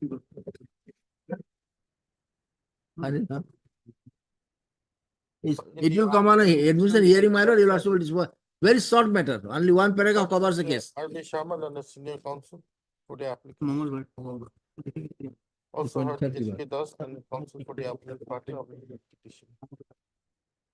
Stop. After considering the present comma, we have the opinion that the man with deputy should be disposed of at the.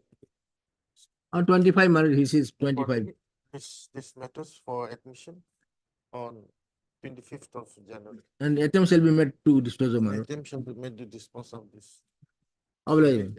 There was an interim order. That will continue. Interim order transfer leave to continue till the next. Much okay.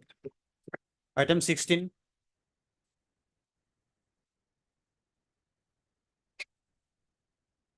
May please, Lordship. My lord, I've taken the step, my lord. Out of 21, 1 to 21, my lord. 21 is the private respondent. My lord, office note dated 4/1/24. 21 is the awaiting for the service code. And others, all, my lord, I have served the copies by hand, my lord. All the governments. 1 to 20 already served the copy. My lord, I have the.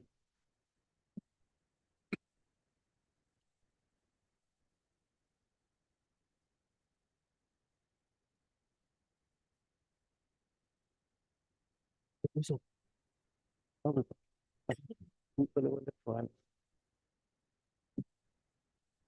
21 is yet to be served. Yes, my lord, not received, my lord, ID card. Yes. Yes, that is, but we have not challenged 21 and otherwise because he has enhanced the, as per ROP rules. He has to be notified at least, isn't it? Yes, it's got, my lord. So let wait, another waiting for service report. Otherwise, all the respondent is service is submitted, my lord. And a fixed date, another thing. So only for 21. In the meantime, let's 21, you want to take first steps? not necessary, my lord, because More than 1 month has elapsed. my lord, I got the information from the official staff, from the petitioner, appellant. They have received, but my lord, they give a What short. are you submitting, madam?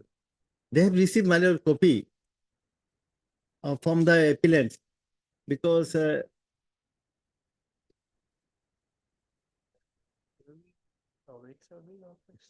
Okay, now it's.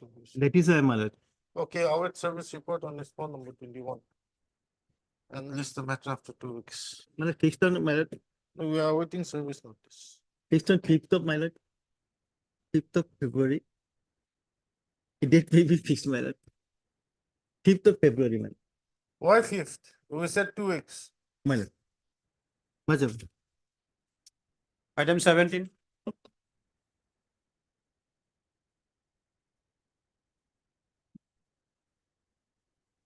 But here the IA was filed on 12, my lord. And it has not come on record, my lord. Hmm? IA for striking of the respondent number 5 and 7 was filed on 12 January this month, my lord. And it has not come on record. Let it come after 17, my lord. Because we need to strike of respondent number 5 and 7 from the area of the parties, my lord, because since they are not working presently in that particular. Oh, you filed your I have affidavit? filed my, it has not come on record. Affidavit, no, it's an IA. It has not come on record, man.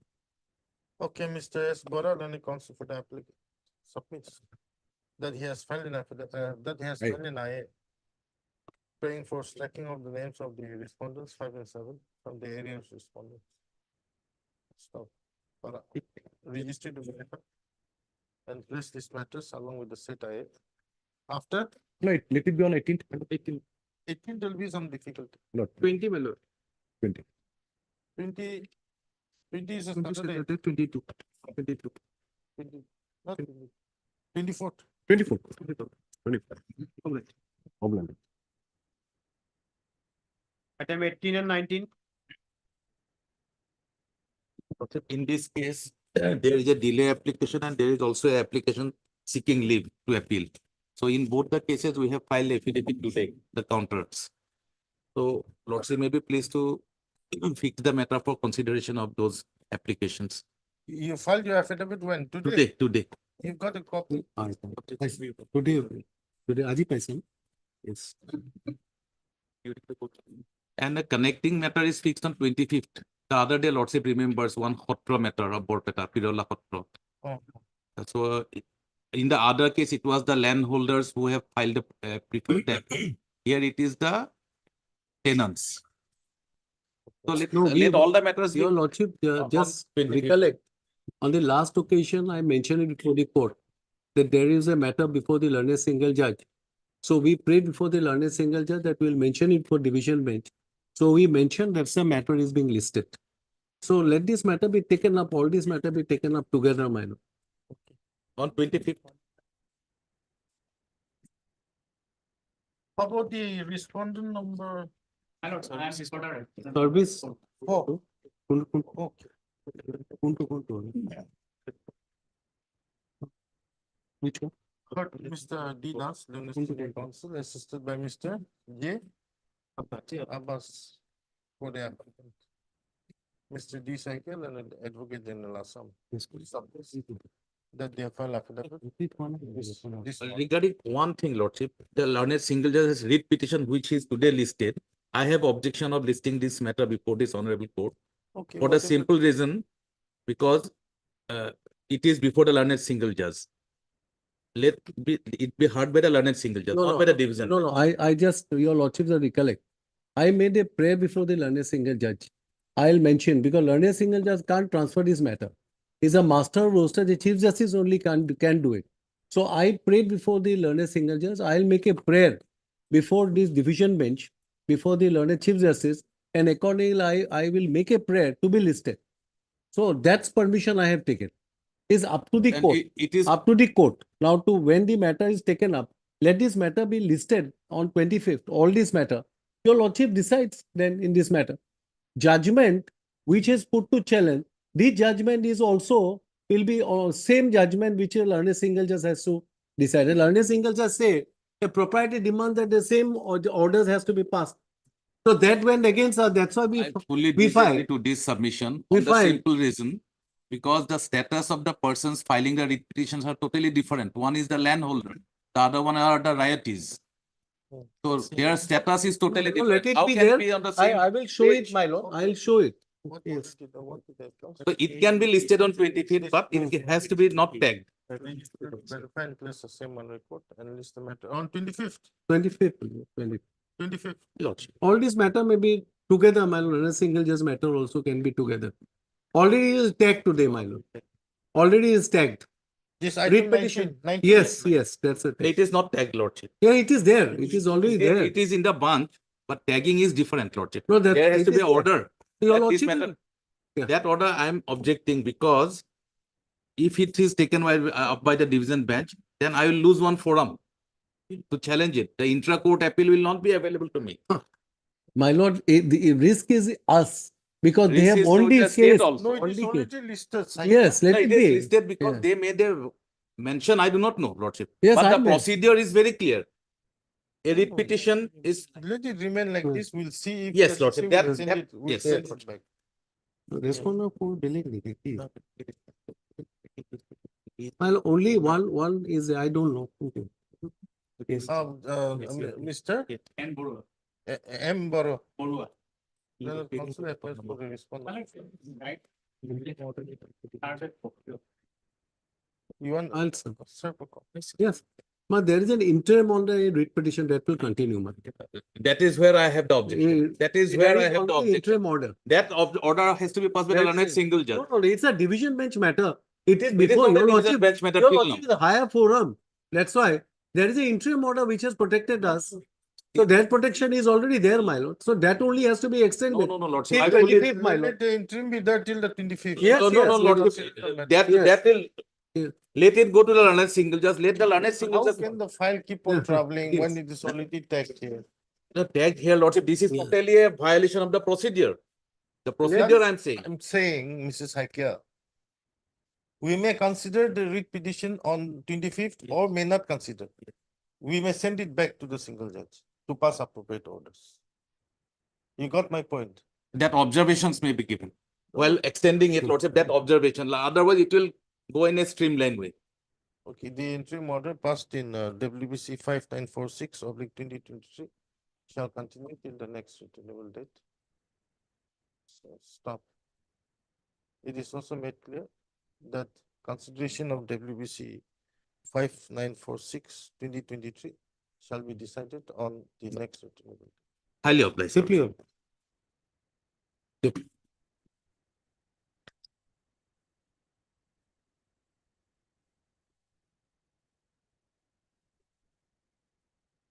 You want to take a break?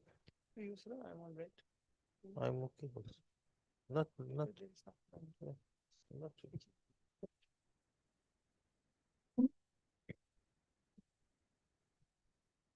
Item 20. Your lordship. Mm. Lordship, this IA is for condonation of delay in filing the connected writ appeal, lordship, delay of 171 days. Okay, Hurt MS. MDB, lordship, on MD. behalf of the state No, no. government. You're the government advocate. Lordship. Government advocate for the applicant. Stop. Issue notice. We will be permitted to take dusty on the respondent number 1, lordship. Applicants. Applicants. Are permitted to take steps for service of notice on the respond number 1, on the opposite party number 1 by dusty service to the registry of this court within a period of 1 week Lordship. from today. Thereafter, applicants shall file an affidavit to that effect. List after 4 weeks. Lordship, 21. 21 to 25, these are same, lordship. Same orders, Lordship. separate orders. Obliged. Item 26. My lordship. My lord, in filing this appeal, there is a delay of 6 days. So we have filed one petition for condonation of delay. Who is on the other side? Other side is Mr. Sayala. Mr. Sayala.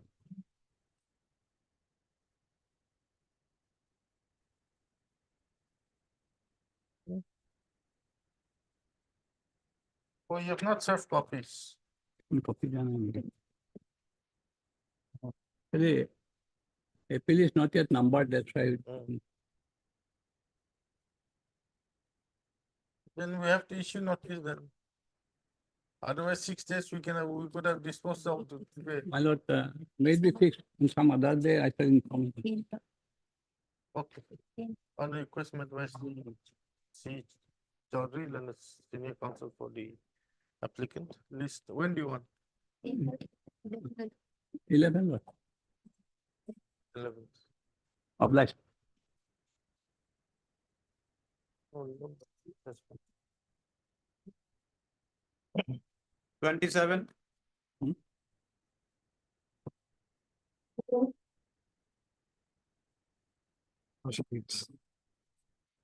There's a delay. How Application, 100 days, 104 days.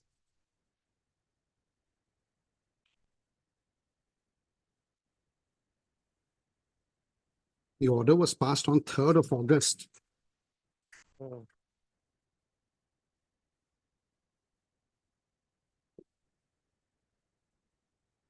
Contempt appeal. It's a contempt appeal. Where's the order? Lordship, the order is at page 291, annexure E, in the appeal. And I'm aggrieved by the finding, which is at page 295.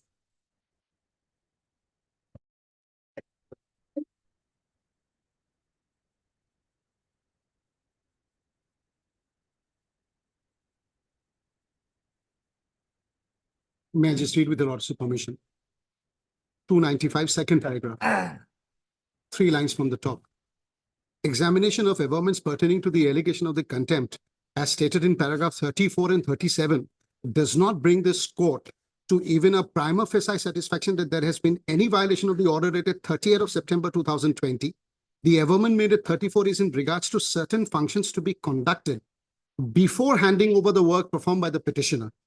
In paragraph 37, the petitioner has stated that regarding imposition of liquidated damages, the entire case falls out of the fact that the contract which was terminated was handed over to a subsequent prospective buyer, which we had no problem, but the protection should have been given to us. That is not being done. But Mr. R.B. Fukan. R.B. Fukan and the counsel petition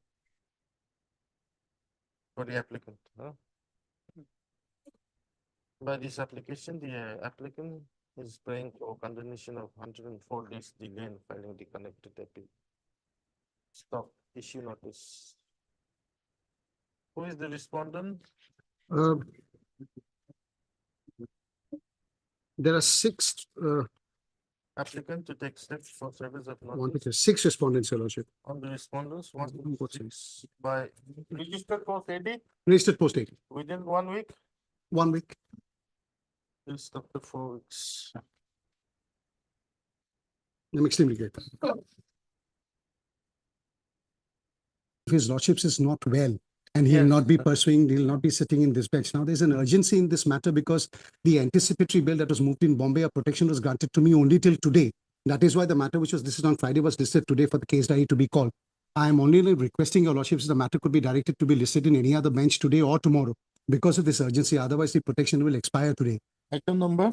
69 and 17, the supplementary list, and the AB petitions are AB 16 of 2024 and AB 17 of 2024.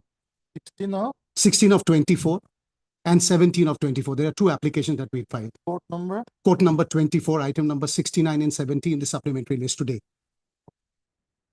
I'll be extremely grateful. Please, Lordship. Lordship, I beg to mention item number 11, Lordship. Yes. Lordship, in this case, Lordship, Lordship, I am going to make a ready, Lordship, written submission, Lordship, and which is, Lordship, half done. Lordship, can it be fixed on either date 22 or 23rd? Yes, Ali. Respondent number 7.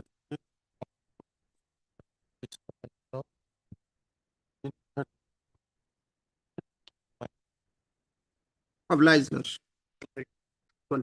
Lordship, it is on 23rd. Yeah. Obliged. Number 3 and 7, we have to file the written argument, but Lordship may kindly grant us 10 days time. We could not complete it, my lord. 3 and 7. 3 you are 3 and 7. My lord, in respect of 1 minute.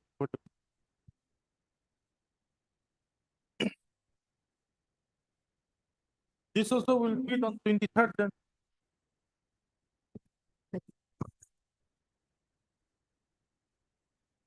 Yes. Obviously. My lord, in respect of item number 3, my lord, I am for the respondent number 7, and I have prepared my written argument. That can be. Why not you submit it on that day?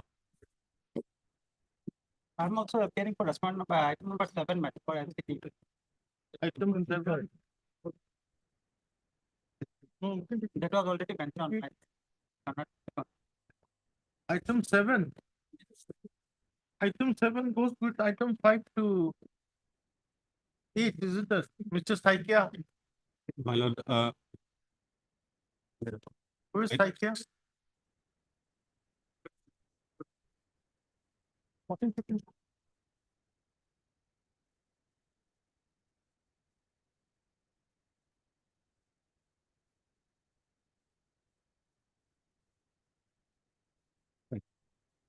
nine, 10. Seven also, my lord. 7 is connected with 23rd January. 7 is connected with item 5. 5 to 8, isn't it? 7, my lord, Kobita Daga. Written argument has to be filed by me. 5 we are appearing. 5, no, my item is item number. Then we list it on the day only. We prepared our 5. You keep it with you. item tomorrow. 5. वो तो 7 हो जाना. 5, 8. कोई अलग नहीं बेटा. Start later, that's how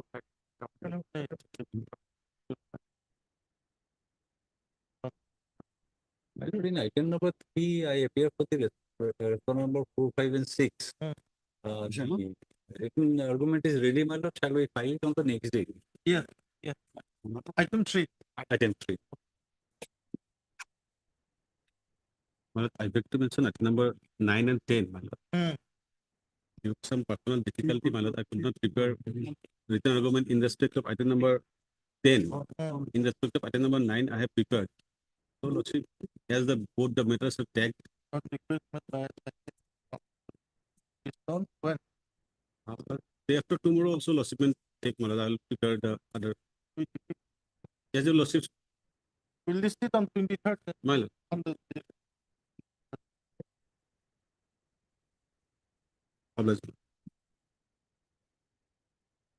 May it please your lordship. In item number 21, the petitioner is seeking a little accommodation in filing the written argument. Lordship, the matter may come upon 23rd. You are Mr. M.R. Sharma. Item 21. Your name is not here. Lordship, I am on behalf of Mr. D. Das. His lordship out of station. Yes, lordship. And, item 21. 21. WBC number?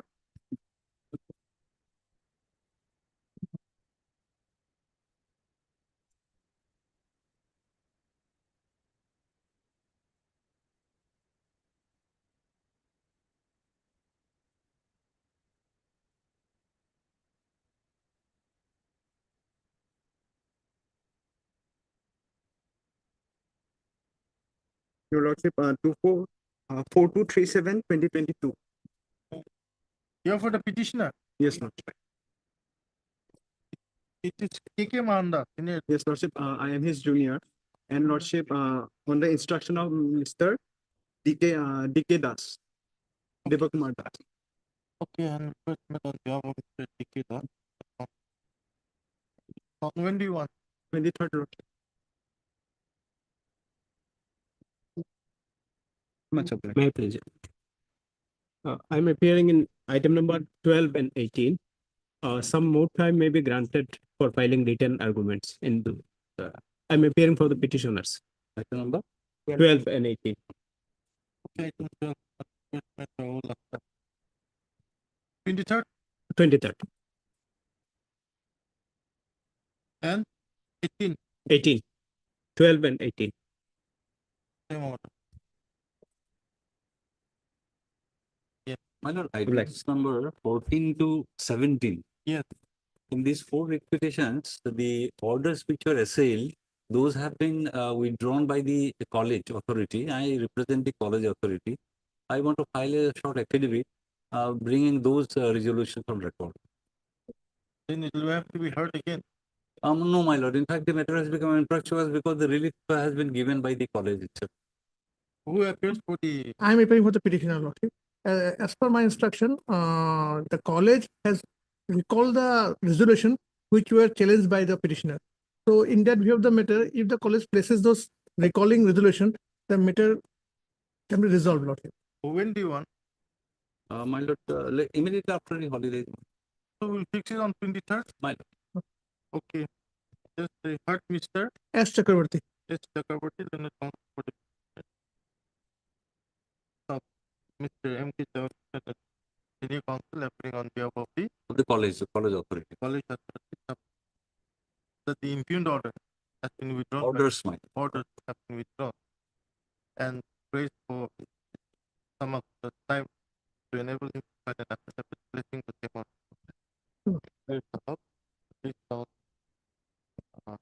23rd. Right. 14 to 17.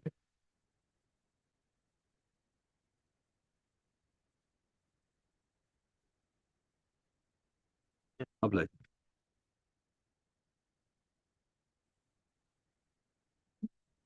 May I please, Lordship? Lordship, for item 6 and 8, we did prepare a written argument, Lordship. Shall we produce or? 23rd. Lordship. My lord, item number 5, my lord. That matter is not tagged with 6 and 7, my lord. 6, 7, 8. 6, 7, 8 is tagged, but item number 5 is independent, my lord. Okay. Yes. We have prepared a written argument. So we have prepared a written argument, but the counsel for APSC is seeking some time. Item 5. Yes. Heard Mr. K. Mohammed, my K. Mohammed. A request made by FS P. Sharma. P. Sharma, standing counsel APSC. On behalf of standing counsel. Appearing on behalf of Mr. Metro. 23rd. My lord, in the meantime, if your lordship want, we can file the written argument today. No, keep it on. Okay. Obliged. I think our form, the written argument is ready. How about you are 40? I'm for the bill to respond in that. 4. Respond to 9.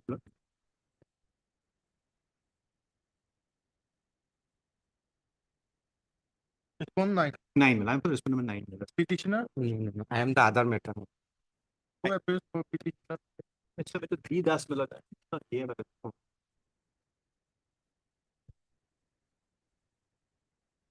3 das. 2 3 das. The senior counsel. No, man, not senior. 4. I'm appearing, Lordship, on behalf of Idas. We are preparing the written arguments and some works are left. So it will be done by today. Made by behalf of that. We'll have it on 23rd.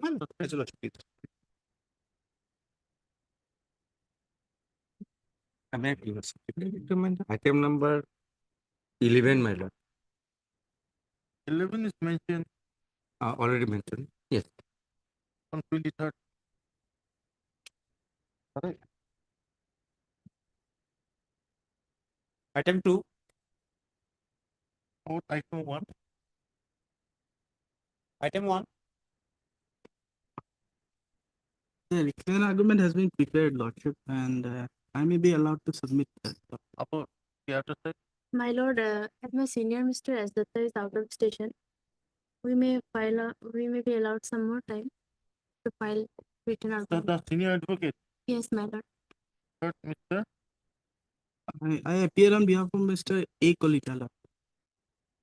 My senior Mr. appeared earlier. I'll just refer his name. Heard A. Kalita.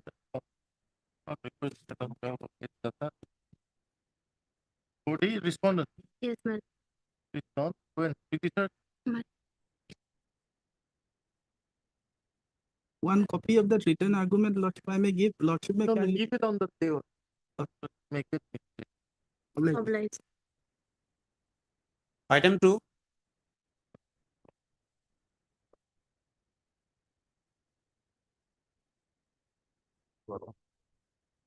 You require some time to file a written submission. May I play the on that day, Lordship will hear both the side and then also then we can submit the written argument because in a long time we have argued the matter. It will be more convenient to your Lordship. Regarding pay parity. Pay parity. Yeah, between the Dental surgeon. dental doctors and the MBBS doctors in NHM. They want the same scale. Then you want an argument or submit a written argument?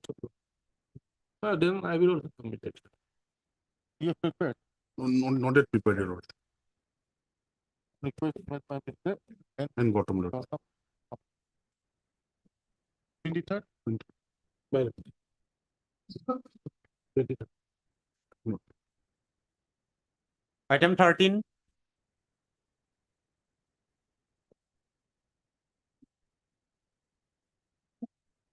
We are also supposed to file a written arguments when it's being prepared.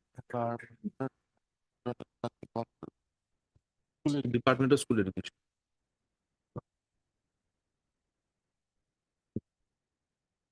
I'm also appearing for the sitting. On his request, I'm doing meantime. You Rest of matters fixed on 23rd. Rest of the matters, connected matters are fixed on 23rd.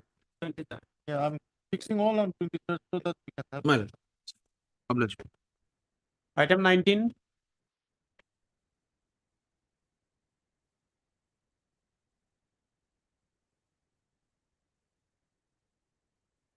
Yeah. It's better Lordship directed last time to file a written submissions.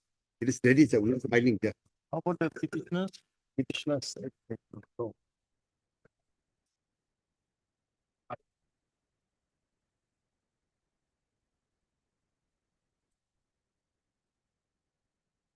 That was similar prayer, Lordship, will require something.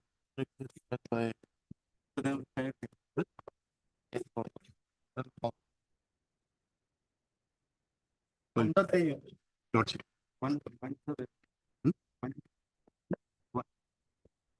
23rd. Apply. Item 20.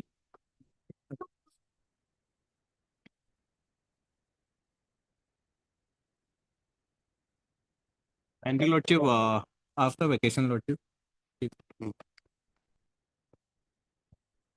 Lord, there may be some intervening developments in the matter, your Lordship. They would like to seek instruction on that. Yeah, appearing on behalf of you, Mr. The dollar Lordship. 23rd.